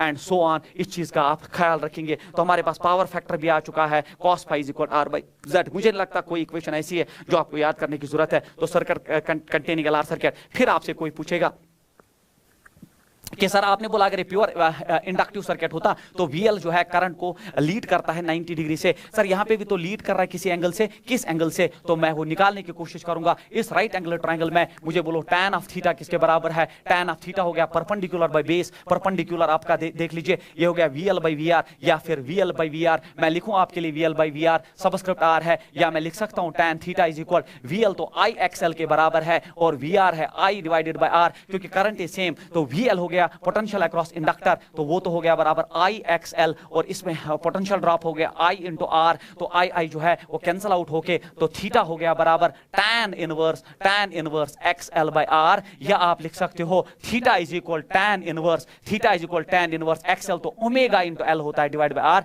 तो इस एंगल से लीड करेगा। तो प्योर केस में 90 डिग्री से लीड करेगा, और अगर इम्प्योर एलआर सर्किट है तो वो आपसे पूछ सकता है किस एंगल से लीड करेगा, directly asked objective tan inverse omega L by R, कुछ गोटा नहीं। अगर आपका फेजर अच्छा है तो ये सारे क्वेश्चन ओमेगा एल और आर का वैल्यू दीजिए, आप निकाल सकते हो कि किस एंगल से इस केस में लीड करेगा। इसी तरह आपके लिए जो है आरसी सर्किट भी मैं डिस्कस करूं, अदरवाइज करने की जरूरत नहीं होनी चाहिए। आरसी सर्किट जो है, अब आपके पास आर है और फिर आपके पास सी है, तो ये हो गया आपका RC circuit connected to AC. अब आप मुझे बोलो फिर से आपके लिए और एक बार, ये दूसरा रिवीजन होने जा रहा है आपको। करंट सेम रहेगी क्योंकि कांस्टेंट है, इसके रेजिस्टेंस आर है, इसके रेजिस्टेंस जो है वो एक्ससी होनी चाहिए, क्योंकि कैपेसिटेंस दिया है, but resistance is capacitive reactance, XC से डिनोट किया जाता है, जिसको हम ओम में डिनोट करते हैं। आप मुझे बोलिए फेजर डायग्राम बनाने का वही तरीका मैं फिर से बोलूं, अगर ये होता प्योर रेजिस्टर, अगर ये होता प्योर रेजिस्टर तो ये होता करंट, ये होता potential drop in pure resistor, और इसमें मैं रेजिस्टेंस भी बना सकता हूं। अगर ये होता प्योर कैपेसिटर में आप जानते हैं, प्योर कैपेसिटर में आप जानते हैं बच्चों, करंट ही लीड करता है, तो पोटेंशियल अक्रॉस कैपेसिटर हो गया VC, और करंट उससे 90 डिग्री से लीड करता है। बट ये एक गंदा सर्किट है जिसको आप RC सर्किट कहते हैं। खसलत C की इसमें आ चुकी है, करंट ही लीड करेगा पोटेंशियल से, नॉट बाय 90, लेस देन 90। देख लो, करंट ही लीड कर रहा है पोटेंशियल से, not by 90, less than 90, let that angle be theta. और मुझे बोलो, ये हो गया आपका नेट EMF, शिफ्टिंग प्रॉपर्टी से इसको शिफ्ट किया जा सकता है। ये आपका VC यहां आ चुका है। अब ये सारा वही खेल बन चुका है कि अगर मुझे EMF का इक्वेशन निकालना है तो इट इज रूट ऑफ, क्योंकि ये बीच वाला वेक्टर है और दो परपेंडिकुलर है, तो मैं लिखूं VR स्क्वायर प्लस देख लीजिए आप VC स्क्वायर, तो ये आएगा IR। तो फिर आपके लिए लिख रहा हूं, अदरवाइज इतना लिखने की जरूरत नहीं। ये हो गया IR का होल स्क्वायर प्लस हो गया बराबर IX सबस्क्रिप्ट C का होल स्क्वायर। I स्क्वायर सारा कॉमन बाहर आ जाएगा, तो EMF बनेगा I multiplied by Z। Z is impedance of RC circuit now, और RC सर्किट का इंपीडेंस हो गया R square plus XC square. ये देख लीजिए आप XC स्क्वायर, तो ये आ गया impedance of an RC circuit.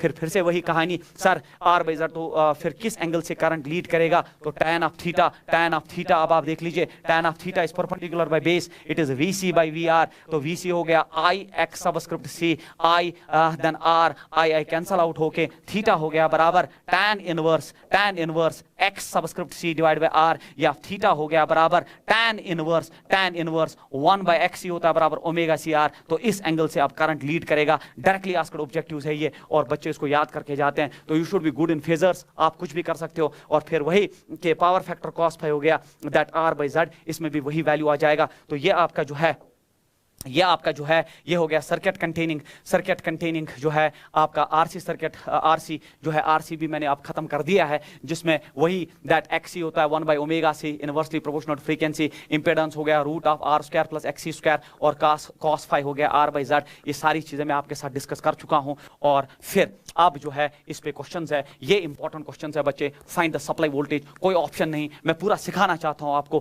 कि इसमें सप्लाई वोल्टेज, कुछ क्वेश्चंस ऐसे रखे और कुछ वो जो फिर ऑप्शंस लेके हैं, बट ये क्वेश्चंस ऐसे हैं जो आपके कंसेप्ट्स को जो है अच्छा बना सकते हैं। तो ये LR सर्किट है, और इस LR सर्किट में दिया है कि L में जो पोटेंशियल ड्रॉप है, तो मैं यहां लिखूं VL दिया गया है आपको, और VL मेरे बच्चों दिया गया है 60 वोल्ट। VL दिया गया है 60 वोल्ट, और अगर आप देखोगे VR potential drop across resistor दिया है 80 वोल्ट, और हमें बोल रहा है फाइंड द सप्लाई वोल्टेज। यहां लिखने की जरूरत नहीं है, आंसर आ गया है, but we will calculate it, it is not given, we have to calculate it. ये जो है मिस्टेक है, पहले आंसर आ चुका है, बट बच्चे बोलेंगे अब आंसर आ चुका है तो स्लाइड चेंज करिए सर। तो बच्चों एंट्रेंस में तो जब ये आएगा तब ये 100 वोल्ट नहीं लिखा होगा, ये यहाँ पे मिस्टेक हो गई है। अब ये 100, ये कंफर्म होना चाहिए कि 100 ही आ जाए, ये आंसर है इसका। फाइंड द सप्लाई वोल्टेज, अगर ये 60 वोल्ट है, ये 80 वोल्ट है, अब सप्लाई वोल्टेज कैसे निकालेंगे? तो सप्लाई वोल्टेज कैसे निकालेंगे, क्योंकि LR सर्किट है, बच्चा सीधे लिख सकता हूं फॉर्मूला में, सर अभी आपने पढ़ा इट इज रूट ऑफ। आप पीछे देखिए LR सर्किट में,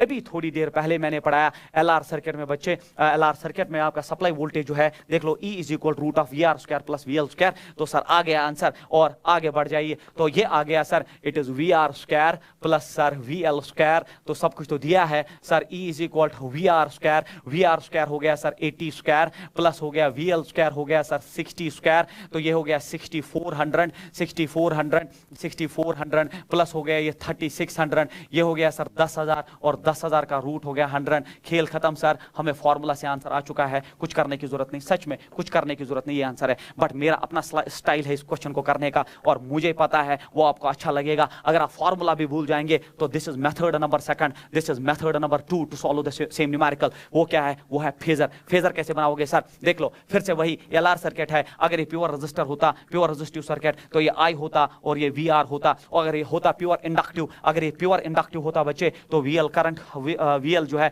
करंट को 90 डिग्री से लीड करता, बट ये सर LR सर्किट है, ये LR सर्किट है, तो LR सर्किट में जो है रिजल्टेंट जो है EMF ही लीड करेगा, नॉट बाय 90, लेस देन 90। तो E आ चुका है sir root of sir VR square plus VL²। तो फेजर अगर आपको पता है, फॉर्मूला याद करने की जरूरत नहीं है, वापस आगे आप VL² प्लस VR², तो मैं वही करूंगा AT², बट ये याद करने की जरूरत नहीं। ये दिखाने का तरीका है कि आप फेजर अगर आप बना सकते हो तब आप कभी भी फॉर्मूला जो है डेवलप करके आपका आंसर 100 वोल्ट आ जाएगा। उसके बाद जो है, उसके बाद ये क्वेश्चन है find the supply voltage, most important question. इस क्वेश्चन में आप सप्लाई, सर ये तो LCR सर्किट है और हमें जहां तक याद है आपने अभी तक हमारे साथ डिस्कस किया LR circuit, RC circuit, LCR नहीं पढ़ाया, तो उसका क्या मतलब है? अगर कंसेप्ट अच्छा हो बच्चे, LCR पढ़ने की जरूरत नहीं, हम LCR बिना पढ़े भी न्यूमेरिकल कर सकते हैं। सर कैसे, वो आप देख लीजिए सॉल्यूशन में। Find the supply voltage, supply voltage हमें इस क्वेश्चन में कैलकुलेट करना है, कुछ करने की जरूरत नहीं। इसमें 30 वोल्ट कंज्यूम है, इसमें 40 वोल्ट, इसमें 80 वोल्ट, यहां तो आप नहीं दिया है ना, यहां मिस्टेक नहीं है। अब यहां कैलकुलेट करना पड़ेगा, सप्लाई वोल्टेज निकालना पड़ेगा, कुछ करने की जरूरत नहीं बच्चे। कोई फॉर्मूला, क्योंकि हम LCR पढ़े ही नहीं अभी,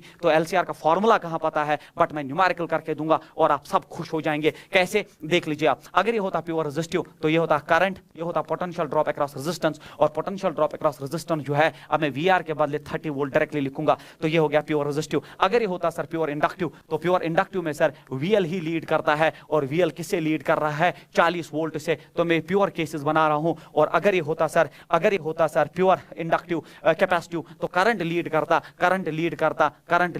तो करंट ऊपर है, और 80 वोल्ट से वो जो है करंट लीड करता पोटेंशियल से जो कैपेसिटर में है। अब ये आपके प्योर एलिमेंट्स आया, प्योर रेजिस्टिव, प्योर इंडक्टिव और प्योर कैपेसिटिव। अब मुझे बोलो, ये दो वेक्टर्स अपोजिट डायरेक्शन में है, whenever two vectors are in opposite direction they simply get subtracted. 80 में से 40 जो है वो 40 बचता है, तो नीचे की तरफ आप 40 वोल्ट बचेगा, क्योंकि वेक्टर सबट्रैक्शन है, और ये हो गया यहाँ की तरफ 30 वोल्ट। नाउ टेल मी, ये 40 और ये 30, तो दिमाग कहता है इनका रिजल्टेंट कहीं बीच में आना चाहिए, म्यूचुअली परपेंडिकुलर है, और वो रिजल्टेंट जो है वो सप्लाई वोल्टेज होगा, और होगा रूट ऑफ 30² प्लस 40², क्योंकि जब भी दो वेक्टर परपेंडिकुलर रिजल्टेंट होता है root of A² plus B², ये हो गया बराबर 900 प्लस हो गया ये हो गया 1600, तो ये हो गया रूट ऑफ, ये हो गया आपका 1600 प्लस 900 2500, और 2500 का रूट 50 वोल्ट होता है। तो खेल खत्म, ये आपका आंसर आ चुका है। तो बिना LCR पढ़े फेजर डायग्राम आपका अच्छा है, जिसमें मैंने बहुत मेहनत की, तब भी आप ये न्यूमेरिकल सॉल्व कर सकते हो।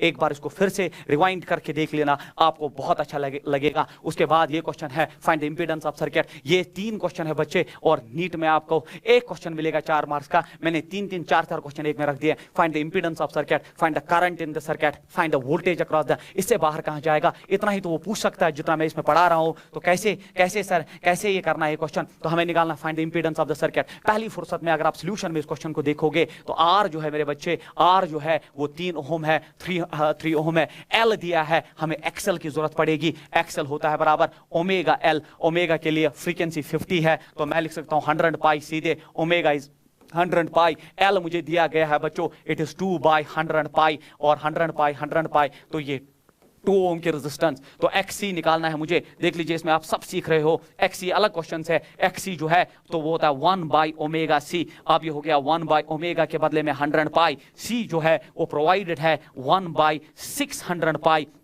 तो इसमें 100 पाई 6 ऊपर जाएगा, तो ये बना 6 ओम। तो फिलहाल मैंने इंडिविजुअल रेजिस्टेंसेस कैलकुलेट की, ऑफर्ड बाय 3 एलिमेंट्स। तो find the impedance of circuit. मगर वो हमें इंडिविजुअल रेजिस्टेंस नहीं पूछ रहा है, वो हमें इंपीडेंस पूछ रहा है। जो टर्म मैंने आपके साथ डिस्कस की, that is denoted by Z, that is the net resistance offered. और क्या आप जानते हो ये LCR सर्किट है, जो LCR हमने पढ़ा नहीं, फिर भी हम क्वेश्चन कर पा रहे हैं। अब सर Z का तो फॉर्मूला हमारे पास नहीं है, कोई फॉर्मूला की जरूरत नहीं है, मैं आपको फेजर से ये क्वेश्चन जो है लगा के दिखाता हूं। सर कैसे करेंगे आप? देख लीजिए, अगर ये प्योर रेजिस्टिव होता तो ये करंट होता, और यहां VR, और फिर यहां रेजिस्टेंस, और रेजिस्टेंस जो है मैं यहां लिखूंगा 3 ओम। देखिए कितना आसान है। अगर ये होता प्योर इंडक्टिव तो VL यहां की तरफ, और जहां की तरफ VL वहीं की तरफ XL, तो ये आ जाता 2 ओम मेरे बच्चे। और अगर ये जो है प्योर कैपेसिटिव होता तो I ही लीड करता, तो यहां VC आता, और जहां की तरफ VC वहीं की तरफ XC 6 ओम आएगा। अब मुझे बोलो, अब यहां पे रेजिस्टेंस में था, अर्लियर क्वेश्चन पोटेंशियल में था, अब ये 2 वेक्टर अपोजिट डायरेक्शन में है, they will go for subtraction. 6 में से 2 4, तो नीचे की तरफ एक 4 ओम का रेजिस्टर आएगा, नीचे की तरफ 4 ओम, आगे की तरफ 3 ओम, बीच में रिजल्टेंट आएगा। वो रिजल्टेंट रेजिस्टेंस इंपीडेंस होगा, वही तो इंपीडेंस होगा, और होगा बराबर 4² प्लस 3², तो Z हो जाएगा बराबर 16 प्लस 9 25। Z आ चुका है 5 ओम। ये है कमाल बच्चे फेजर डायग्राम का, without formula, without teaching you LCR circuit, you are doing numericals. That is what is important about phasors, तो इसका इंपीडेंस मेरे पास आ चुका है, find the impedance of the circuit. अब मैं बोल सकता हूं कि ये सारा सर्किट जो है ये 5 ओम का रेजिस्टेंस ऑफर कर रहा है 200 वोल्ट एसी को। Find the current in the circuit. अब मुझे करंट चाहिए, तो करंट कौन सी बड़ी बात है बच्चे, करंट कौन सी बड़ी बात है निकालना, तो करंट होता है बराबर ईएमएफ ईआरएमएस, क्योंकि आरएमएस वैल्यू है ईआरएमएस डिवाइडेड बाय जेड। ईआरएमएस आपका है 200 प्रोवाइडेड है, डिवाइडेड बाय जेड 5 निकला है, तो 5 4 जा, तो ये हो गया 40 एम्पियर का करंट। तो हमारा दूसरा क्वेश्चन भी सॉल्व हो चुका है। Find the current in the circuit. ये होता है कंसेप्ट अच्छा होना। Find the voltage across each element. अब हर एलिमेंट में वोल्टेज निकाल के दीजिए, तो कौन सी बड़ी बात है। इस एलिमेंट में I इंटू आर, आई है 40 मल्टीप्लाइड बाई 3, तो ये हो गया I into R 120 volt. Sir इस एलिमेंट में I इंटू आर, आई है 40 मल्टीप्लाइड बाई एक्सएल है 2, तो ये हो गया 80 वोल्ट। इस element sir I into R, I हो गया 40 और XC अगर आप देखेंगे 6 4 24 240 वोल्ट। हमने पूरा सर्किट हिसाब कर दिया है, जिसमें हमने इंपीडेंस से लेके इंडिविजुअल रेजिस्टेंस से लेके नेट इंपीडेंस से लेके हमने करंट, और करंट के बाद हर एलिमेंट में कितना पोटेंशियल ड्रॉप जो है इस एलसीआर सर्किट में जो है, तो वो हमने जो है सारा कर लिया है। इससे बाहर कहां जाएगा बच्चे, सब कुछ तो है इसी में। उसके बाद सबसे इंपॉर्टेंट एलसीआर सर्किट, और ये इसमें रेजोनेंस, क्वालिटी फैक्टर और फिर बैंडविड्थ जिसको कहते हैं। 2022 का नीट का ऑब्जेक्टिव यहां से पूछा गया था, नीट 2022, जिसको देखे बच्चों को तारे दिखे थे कि सर इसमें क्वाड्रेटिक इक्वेशन और ऑल दैट, बट मैं उसके लिए भी आपको एक शॉर्ट ट्रिक दूंगा, वो क्वेश्चन भी रखा है मैंने, सो दैट आपका कॉन्फिडेंस बिल्ड अप हो जाए। तो ये आपका जो है एलसीआर सर्किट में, अब यहां पे आपके लिए जो है इसमें एक स्लाइड ऐड करने जा रहा हूं एलसीआर सर्किट के रिगार्डिंग। तो ये अब जो है अब आपका एलसीआर सर्किट, तो न्यूमेरिकल्स तो पहले ही किए सर, न्यूमेरिकल्स हमने पहले ही किए, अब हम एलसीआर सर्किट। यही तो कमाल है बच्चे, अगर आपका कंसेप्ट अच्छा हो ना, अगर आपका कंसेप्ट अच्छा हो तो आपको पढ़ने की जरूरत नहीं उन चीजों को जो अननेसेसरी हो। जो नेसेसरी चीजें हैं जिनसे आपका काम हो वो आपका टीचर जानता है ना, जो टीचर एक्सपीरियंस रखता है उसको पता होता है कि कहां से क्या उठाना है और बच्चे को कैसे वो प्रेजेंट करना है। That is what is important about a teacher, but that doesn't mean that teacher ही सब कुछ है। जब तक ना स्टूडेंट उस पर जो है काम करे, जो मैंने आपको परसों जब मैग्नेटिज्म मैंने आपका जो लास्ट में थ्योरी का सेक्शन पढ़ाया, मैंने बोला 2 चीजें होती है, एक तो strength of the external magnetic field और दूसरा होता है strength of the material to get magnetized. दोनों इंपॉर्टेंट है, टीचर भी स्ट्रांग होना चाहिए और बच्चा भी स्ट्रांग होना चाहिए, तब जाके जो है लाइक डिसॉल्व्स लाइक के हिसाब से काम होता है। अब जो है एलसीआर सर्किट जो हमारा एलसीआर सर्किट जो है, एलसीआर सर्किट अब मैं बनाऊंगा, बट एलसीआर तो पढ़ चुके हैं सर, फिर भी बना रहे हैं आपके लिए। ये हो गया एल, ये हो गया सी, ये मेरे बच्चे आर, ये हो गया आपका सीरीज एलसीआर सर्किट। बट जब आप देखोगे हमारे पास और एक सर्किट होता है, उसको हम पैरेलल एलसीआर कहते हैं, बट वो इंजीनियरिंग कॉलेज में, बट मैं बिलीव करता हूं आप सब नीट डॉक्टर्स हो तो इंजीनियरिंग कॉलेज में आपको जाने की जरूरत नहीं है, जिसमें आपको पैरेलल एलसीआर सर्किट भी पढ़ाया जाता है। आपके नीट में सीरीज एलसीआर सर्किट है, ये एक अच्छी चीज आपके साथ हो गई है, अदरवाइज अगर पैरेलल आता तो और मेहनत करनी पड़ती। सीरीज में एक अच्छी चीज ये है कि सारे एलिमेंट्स में करंट एक ही है, सारे एलिमेंट्स में जो करंट है वो एक ही है। अब इसकी रेजिस्टेंस कितनी है सर, इसकी रेजिस्टेंस तो हमने पहले ही से पढ़ा दी, एक्सएल है। इसकी रेजिस्टेंस कितनी है, इसकी रेजिस्टेंस एक्सी है, कैपेसिटिव रिएक्टेंस, और इसके रेजिस्टेंस देने की जरूरत नहीं, वो आर है। तो हर एक एलिमेंट का रेजिस्टेंस है। एलसीआर बदनाम है, फजूल में बदनाम है बच्चे। एलसीआर कुछ खुद नहीं होता, इसके 3 पार्ट्स होते हैं, या तो ये इंडक्टिव एलसीआर होता है, या तो ये इंडक्टिव एलसीआर होता है। अगर इंडक्टिव एलसीआर क्या होता है सर, इंडक्टिव एलसीआर की कंडीशन ये है कि इसमें पोटेंशियल ड्रॉप डेफिनेटली वीएल हो जाएगा, क्योंकि आई इंटू एक्सएल वीएल देगा, यहां पे पोटेंशियल ड्रॉप वीसी होगा, आई इंटू एक्सी पोटेंशियल ड्रॉप देगा, और यहां पे पोटेंशियल ड्रॉप वीआर होगा,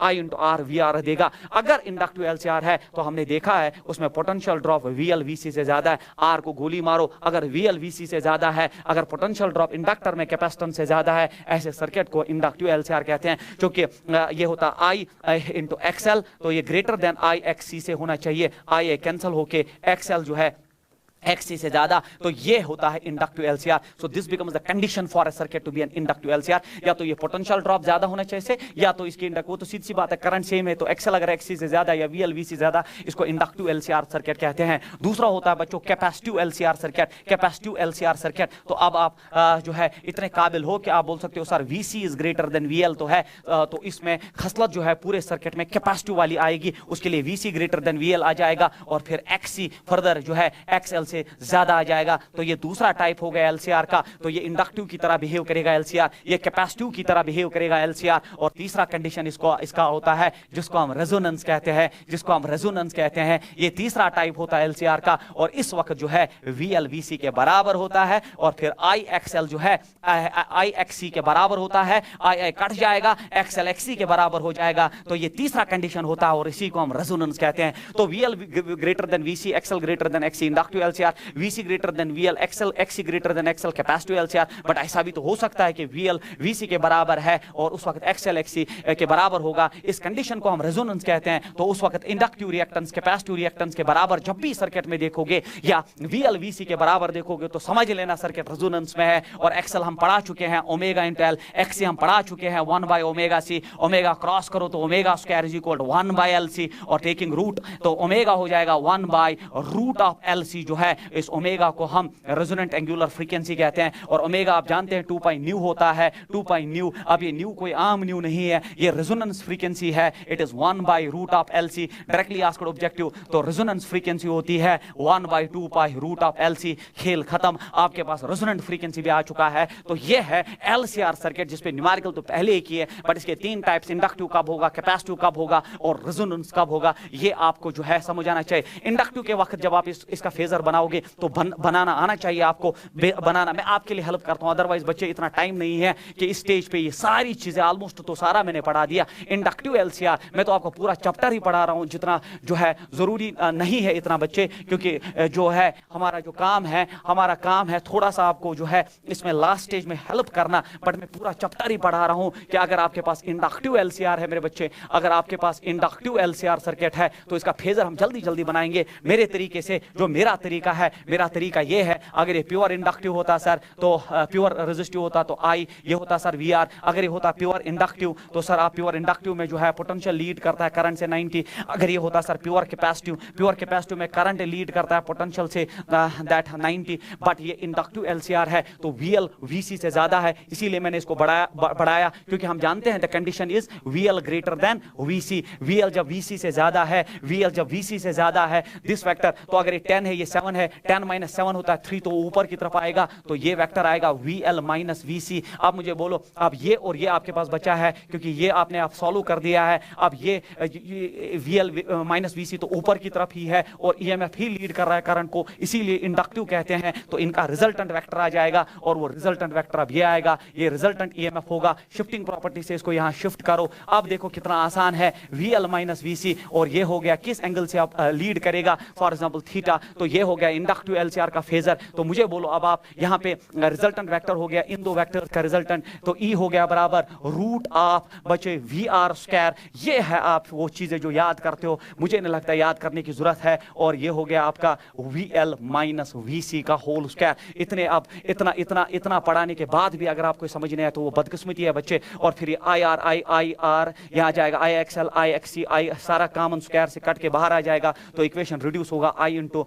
रूट ऑफ, यहाँ बचेगा सिर्फ आर स्क्वायर प्लस यहाँ बचेगा बच्चे X L minus X C का होल स्क्वायर। तो मैं लिख सकता हूँ E is equal I Z, where Z is called as impedance of an inductive LCR circuit. Z भी आपके पास है, ईएमएफ का इक्वेशन भी है। फिर आपसे पूछे किस एंगल से जो है लीड करता है, तो आप लोगे tan of theta is equal to perpendicular by base के हिसाब से VL minus VC divide by VR. अब आप यहाँ कुछ भी ड्रॉप करो, यहाँ आ जाएगा I XL minus I XC divided by I R. I जो सारा कट जाएगा तो tan ऑफ थीटा मैं निकाल चुका हूँ XL minus XC divide by R. फिर एक्सएल एक्ससी का वैल्यू ड्रॉप करके हर एक चीज क्रिस्टल क्लियर है बच्चे, कुछ भी आप यहाँ से डेवलप कर सकते हो। इवन अगर इसको हम ऐसे रिप्लेस करें, यहाँ से मैं आर दिखाऊं, यहाँ से मैं आप जो है यहाँ आ जाएगा ये एक्सएल माइनस एक्ससी जो मैंने पीछे आपको पढ़ाया रेजिस्टेंस से, यहाँ इंपीडेंस। तो यहाँ का कॉस फाई जो है पावर फैक्टर जो है वो आ जाएगा base by hypotenuse that is R by Z के हिसाब से यहाँ ये भी निकाला जा सकता है। So everything is now possible here. ये हो गया इंडक्टिव एलसीआर। कैपेसिटिव में क्या होगा, ये हो गया आई, ये हो गया वीआर,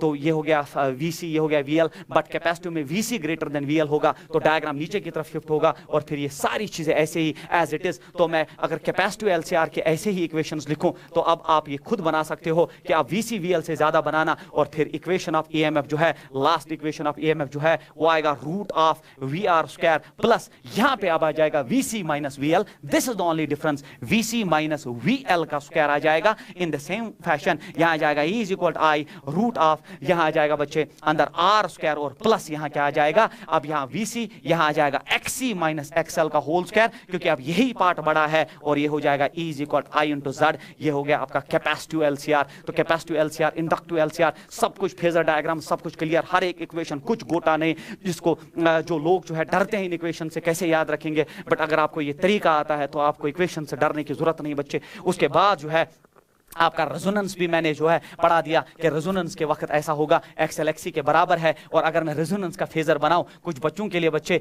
रेजोनेंस का भी फेजर बनाऊं, तो रेजोनेंस के वक्त फेजर बनाने की जरूरत ही क्या है। और आप बिलीव नहीं करोगे, आईआईटी का क्वेश्चन है फेजर एट रेजोनेंस, ये हो गया आई, ये हो गया वी आर अगर प्योर होता, अगर फिर प्योर इंडक्टिव होता तो ऊपर की तरफ है वीएल, और अगर प्योर कैपेसिटिव होता, अगर प्योर कैपेसिटिव होता तो नीचे की तरफ वीसी। बट इस सूरत में तो वीएल वीसी के बराबर होता है, तो दोनों वेक्टर बराबर, ये कैंसल आउट होके अब मुझे बोलो आपका सर्किट जो है वो प्योर रेजिस्टिव बन चुका है। इसीलिए हम कहते हैं at resonance the circuit is pure resistive circuit. Pure resistive circuit, resonance के वक्त आपका सर्किट जो है वो प्योर रेजिस्टिव, क्योंकि वीएल वीसी को कैंसल आउट करके आपका प्योर रेजिस्टिव सर्किट जो है वो रिड्यूस होता है। तो ये रेजोनेंस का खेल है। अब मुझे बोलो रेजोनेंस के कुछ पॉइंट्स जो है, रेजोनेंस के कुछ पॉइंट्स, रेजोनेंस के वक्त क्या क्या होता है, यहीं से तो क्वेश्चन पूछा जाता है। तो पहला पॉइंट यही है कि VL जो है वो VC के बराबर होता है। दूसरा पॉइंट यही है XL जो है वो XC के बराबर आ जाता है। अब आप मुझे बोलो इंपीडेंस दोनों केसेस में आप पढ़ चुके हो, अगर इंडक्टिव है तो यहां होता है आर स्क्वायर प्लस, यहां आप देख लो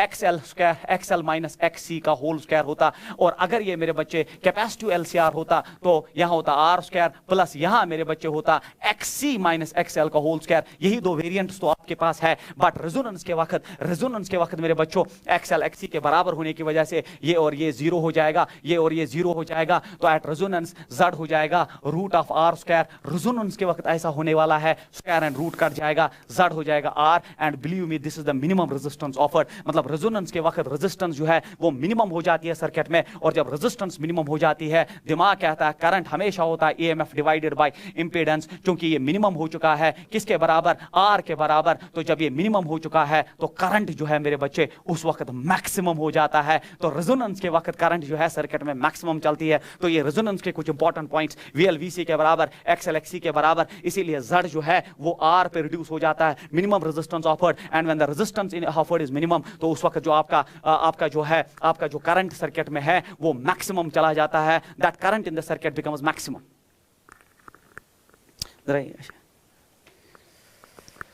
चलिए कोई मसला नहीं, ये फोन आया था तो इसलिए थोड़ा डिस्टर्बेंस डेवलप हुई। तो ये आपका जो है मिनिमम रेजिस्टेंस और मैक्सिमम करंट उस वक्त चलता है सर्किट में। इसी पॉइंट को हम रेजोनेंस कहते हैं। तो अगर हम इसका रेजोनेंस कर्व बनाए तो हमें यहाँ पे एक इंपॉर्टेंट चीज पूछी जाती है, that is resonance curve. That resonance curve क्या होता है? तो रेजोनेंस कर्व जो होता है वो एक्चुअली ग्राफ होता है जो हम करंट वर्सेस फ्रीक्वेंसी डेवलप करते हैं। क्योंकि ये सारा खेल तो फ्रीक्वेंसी का है कि फ्रीक्वेंसी चेंज होने की वजह से XL XC जो है वैरी करता है। XL तो डायरेक्टली प्रोपोर्शनल फ्रीक्वेंसी होता है, XC इनवर्सली प्रोपोर्शनल। और जब एक पर्टिकुलर फ्रीक्वेंसी आती है जिसको आप रेजोनेंट फ्रीक्वेंसी कहते हैं, उसी वक्त ये होता है ये सारा खेल। उसी कर्व को हम, तो करंट वर्सेस फ्रीक्वेंसी का ग्राफ जब आप देखोगे तो वो ऐसा ग्राफ होता है, तो ये जो पर्टिकुलर फ्रीक्वेंसी यहाँ पे है जिसको आप न्यू आर रेजोनेंट फ्रीक्वेंसी कहते हैं, इस वक्त जो करंट सर्किट में चलती है वो होती है I0, जिसको आप मैक्सिमम करंट कहते हैं। क्योंकि इस वक्त जो है at resonant frequency, at resonance आपका जो फ्रीक्वेंसी है जिसको हम रेजोनेंट फ्रीक्वेंसी कहते हैं, उस वक्त सर्किट में इंपीडेंस मिनिमम हो जाता है और करंट मैक्सिमम होता है। तो ये आपका रेजोनेंस कर्व हो गया जो बहुत इंपॉर्टेंट है। और फिर इसमें इस रेजोनेंस कर्व में आप और एक कंसेप्ट ये होता है बच्चे जो बहुत इंपॉर्टेंट है, बहुत कम बच्चों को ये पता होगा कि यहाँ पे अगर आप देखोगे यहाँ पे जो करंट है इस पॉइंट पे, इस पे अगर आप देखोगे करंट मैं ले रहा हूं I0/√2। तो ये जो करंट है जब I0/√2 के मैक्सिमम का डिवाइड बाय √2, यहाँ जो फ्रीक्वेंसीज होती है ना इस कर्व में, क्योंकि ये फ्रीक्वेंसी का ग्राफ है, यहाँ पे फ्रीक्वेंसी बढ़ रहा है, ये पर्टिकुलर फ्रीक्वेंसी पे ऐसा हुआ। बट ये जो फ्रीक्वेंसी है तो ये मान लो ये ω1 है, क्योंकि 2π1, ये हो गया ω2 2π2, फ्रीक्वेंसी वैरी हो रहा तो अकॉर्डिंगली ओमेगा। तो इन फ्रीक्वेंसीज को हम हाफ पावर फ्रीक्वेंसीज कहते हैं, क्योंकि उस वक्त करंट होता है। हाफ पावर फ्रीक्वेंसीज क्यों कहते हैं? क्योंकि जब पावर निकालोगे I² तो ये बनेगा I0²/2। That is why in दो फ्रीक्वेंसीज पे इस करंट पे power consumed half power frequencies, इसीलिए इनको कहते हैं क्योंकि हाफ पावर फ्रीक्वेंसी के लिए जो करंट डेवलप रिक्वायर्ड होती है दैट्स I0/√2। और इन दो फ्रीक्वेंसीज को ω2 और ओमेगा 1 जो हाफ पावर फ्रीक्वेंसीज कहलाते हैं, तो इनका जो डिफरेंस होता है ओमेगा 2 माइनस ओमेगा 1 जो है, इसको हम बैंड विड्थ कहते हैं। याद रखना बच्चे, इस चीज को हम बैंड विड्थ कहते हैं। We call this the difference of these frequencies, जिनको हम हाफ पावर फ्रीक्वेंसी सर्किट में कहते हैं, इसको हम बैंड विड्थ कहते हैं, जो बहुत ही इंपॉर्टेंट है। We call this as bandwidth. और उस वक्त जो करंट सर्किट में चलती है वो पीक वैल्यू डिवाइडेड बाय √2, और इन फ्रीक्वेंसीज को हम हाफ पावर फ्रीक्वेंसीज, क्योंकि उस वक्त पावर जो है वो आधा हो जाता है। तो ये रहा रेजोनेंस कर्व का जो है इंपॉर्टेंट आइडिया। अगर हम वापस अपनी स्लाइड में जाए, जहां पे हमने जो है ये छोड़ा था वो ये है। अब आप अपनी स्लाइड को सारा जो है देख सकते हैं। LCR सर्किट में इंपीडेंस ये होता है, या तो बच्चे मैंने एक ही लिखा है √R² plus XL minus XC का होल स्क्वायर। अब आप समझ गए ये इंडक्टिव LCR का है, तो कैपेसिटिव में XC माइनस XL का होल स्क्वायर आता। cos फाई हमेशा R/Z होता है। रेजोनेंस के वक्त VL VC के बराबर, XL XC के बराबर, और उस वक्त ओमेगा नॉट जो है 1/√LC, और उस वक्त करंट जो है वो सर्किट में मैक्सिमम चलता है। और मैंने फिर बोला आपको कि ये ओमेगा 2 माइनस ओमेगा 1, तो यहाँ पे देख लीजिए ये हो गया मैक्सिमम करंट जो है, और मैक्सिमम करंट बाय √2। उस वक्त दो फ्रीक्वेंसीज रेस्पॉन्सिबल होती है, इनको हम हाफ पावर फ्रीक्वेंसीज कहते हैं, और इनके बीच में जो विड्थ है इसको हम बैंड विड्थ कहते हैं। और ये बैंड विड्थ जो है, ये बैंड विड्थ R/L के बराबर होता है, resistance bye inductance. Very important, 2022 का नीट का क्वेश्चन यहीं से पूछा गया था। और एक चीज इसमें हम डिस्कस करते हैं जिसको हम क्वालिटी फैक्टर या क्यू फैक्टर कहते हैं, वो हमेशा होता है ये ओमेगा नॉट डिवाइडेड बाय, तो क्वालिटी फैक्टर या क्यू फैक्टर जो है वो हमेशा होता है बच्चों, वो हमेशा होता है ओमेगा नॉट डिवाइडेड बाय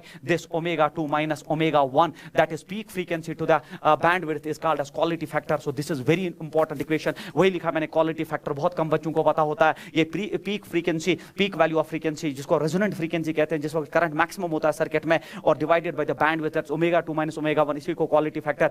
अब इसको आप सॉल्व करते हैं तो आता है 1/R√LC। Remember this equation. और फिर अगर आप यहाँ ओमेगा 2 माइनस ओमेगा 1 निकालना चाहते हो तो ये R/L पे रिड्यूस होता है, रेजिस्टेंस बाय इंडक्टेंस। तो वेरी इंपॉर्टेंट इक्वेशन। तो बैंडविड्थ याद रखना R/L के बराबर होता है, क्वालिटी फैक्टर होता है peak frequency that is resonant frequency to the bandwidth, और ये होता है बराबर 1/R√L/C। क्योंकि LCR सर्किट है तो तीनों एलिमेंट्स आ जाते हैं। सो this is a very important slide, this is a very important slide जो आप याद रखेंगे। बट बच्चे, इसमें सबसे इंपॉर्टेंट चीज जो है, अब सबसे इंपॉर्टेंट चीज जो अब है, जो मैं इसमें अब ऐड करने जा रहा हूं, उसके बाद जो है, उसके बाद सिर्फ न्यूमेरिकल्स हमें डिस्कस करने हैं। बट मैं यहां छोड़ना नहीं चाहता, मैं आपके लिए इसमें और एक स्लाइड ऐड करना चाहता हूं, तब जाके जो है, अब इतनी मेहनत हम कर चुके हैं, तो ये थोड़ा सा और इसमें ऐड करने से आपका जो कंसेप्ट है वो क्रिस्टल क्लियर होगा। तो बच्चे, मैंने आपको एक चीज पढ़ाई बच्चे, एक इंपॉर्टेंट चीज पढ़ाई, वो आप जानते हैं that R is independent of resistance, but XL जो है वो डायरेक्टली प्रोपोर्शनल टू फ्रीक्वेंसी होता है। क्योंकि आप जानते हैं XL जो है मेरे बच्चे वो ओमेगा L होता है, और वो होता है बराबर 2 पाई न्यू इनटू L। तो अगर आप देखेंगे XL is directly proportional frequency. इसी तरह जब आप XC को देखते हैं तो ये 1/ωc होता है, और ये हो जाएगा 1/2 पाई न्यू C। तो XC जो है वो इनवर्सली प्रोपोर्शनल टू फ्रीक्वेंसी होता है। अब मेरी एक इन्वेंशन है, मेरी एक इजाद है, जो मैं क्लास में डिस्कस करता हूं, ये पेटेंटेड है बच्चे, आप इसको गौर से देखेंगे। मैं यहां पे एक चीज बनाने जा रहा हूं,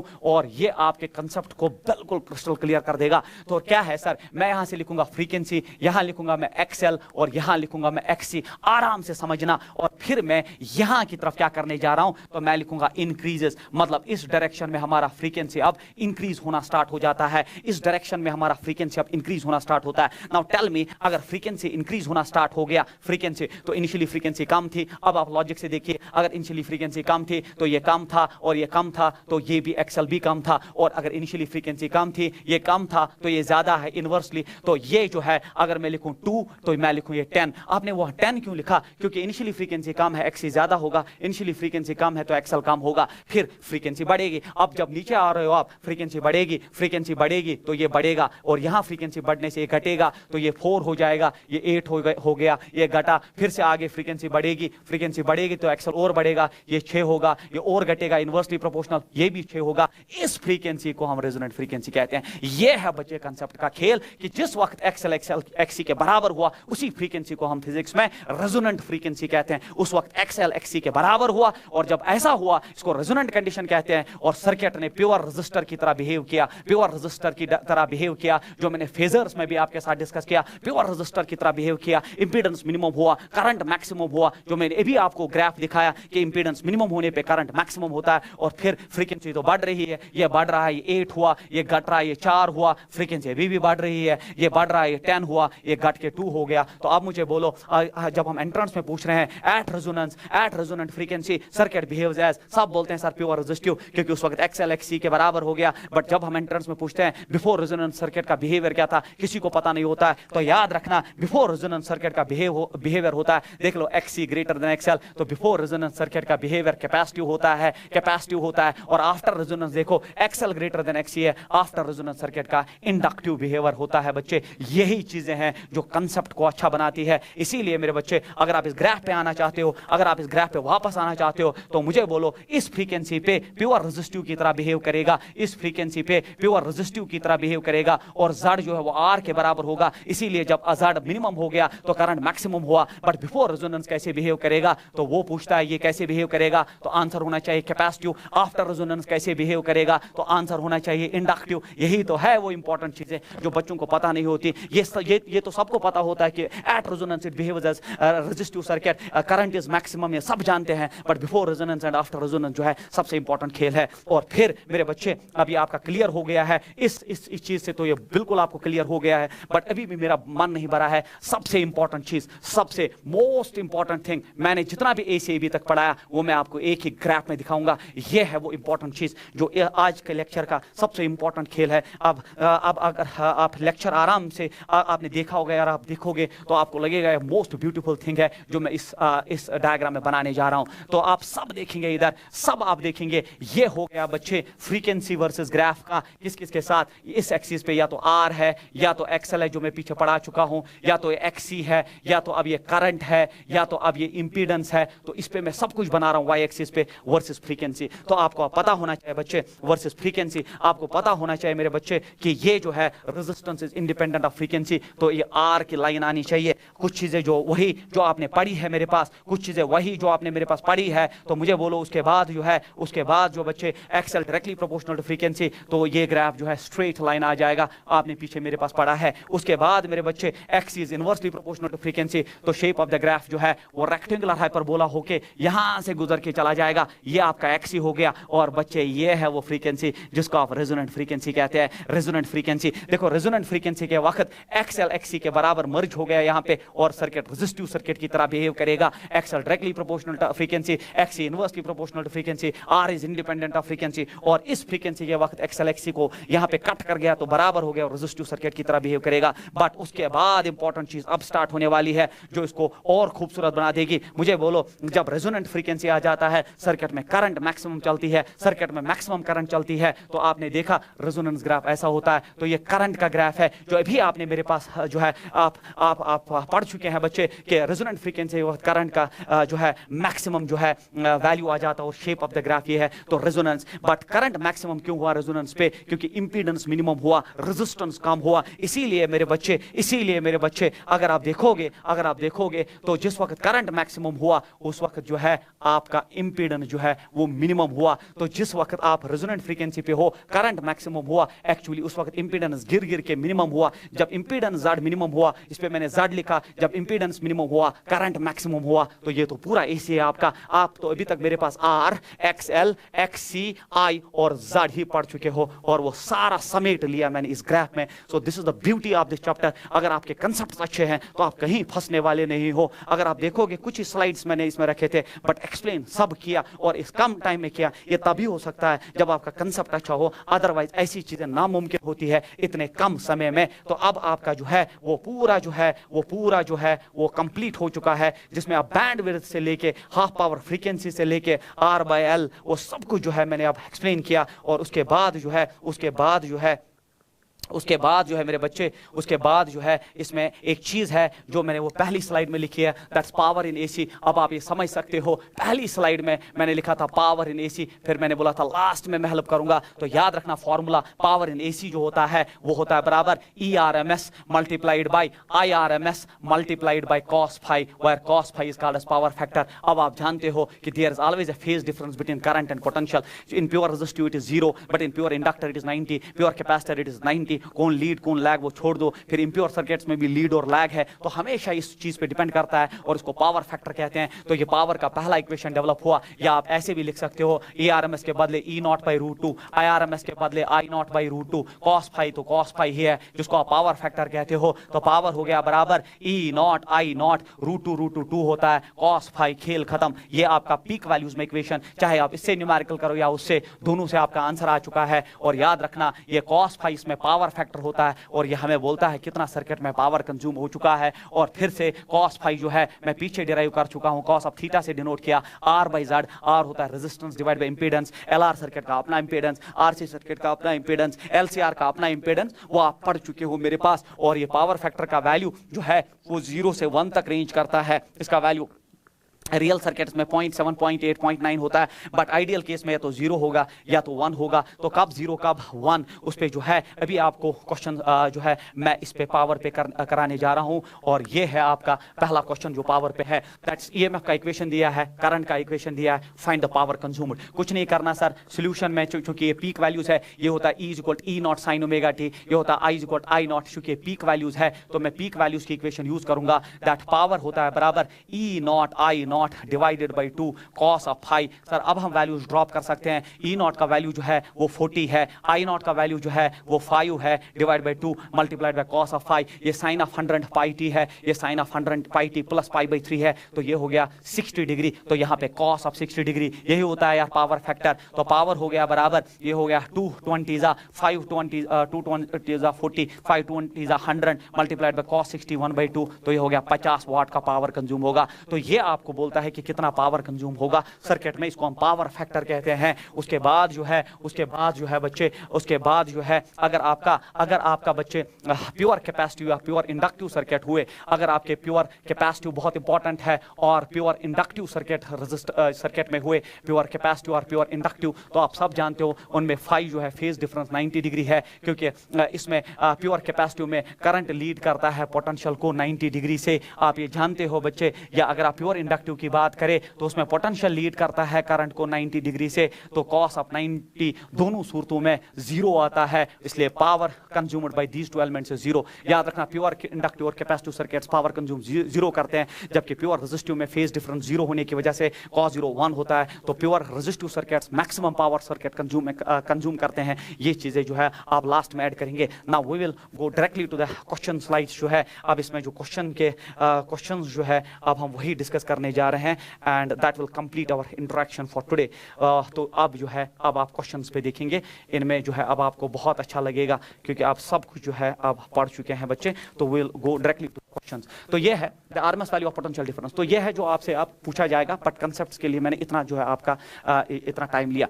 the RMS value of potential difference V, या मैं ऐसा कर सकता हूँ तो थोड़ा जो है मैं 5 मिनट का ब्रेक लेके जो है हम जो इसका दूसरा वीडियो वो इसी के साथ जो है वो हम फिर जो है लेक्चर 2 बन के आएगा। सो ये अलग रहेगा, जो मैंने थ्योरी पार्ट पढ़ा है और कुछ क्वेश्चंस, और इसके बाद ही शॉर्टली 2-4-5 मिनट के बाद हम फिर से आके ये जो है स्टार्ट करते हैं। Thank you so much.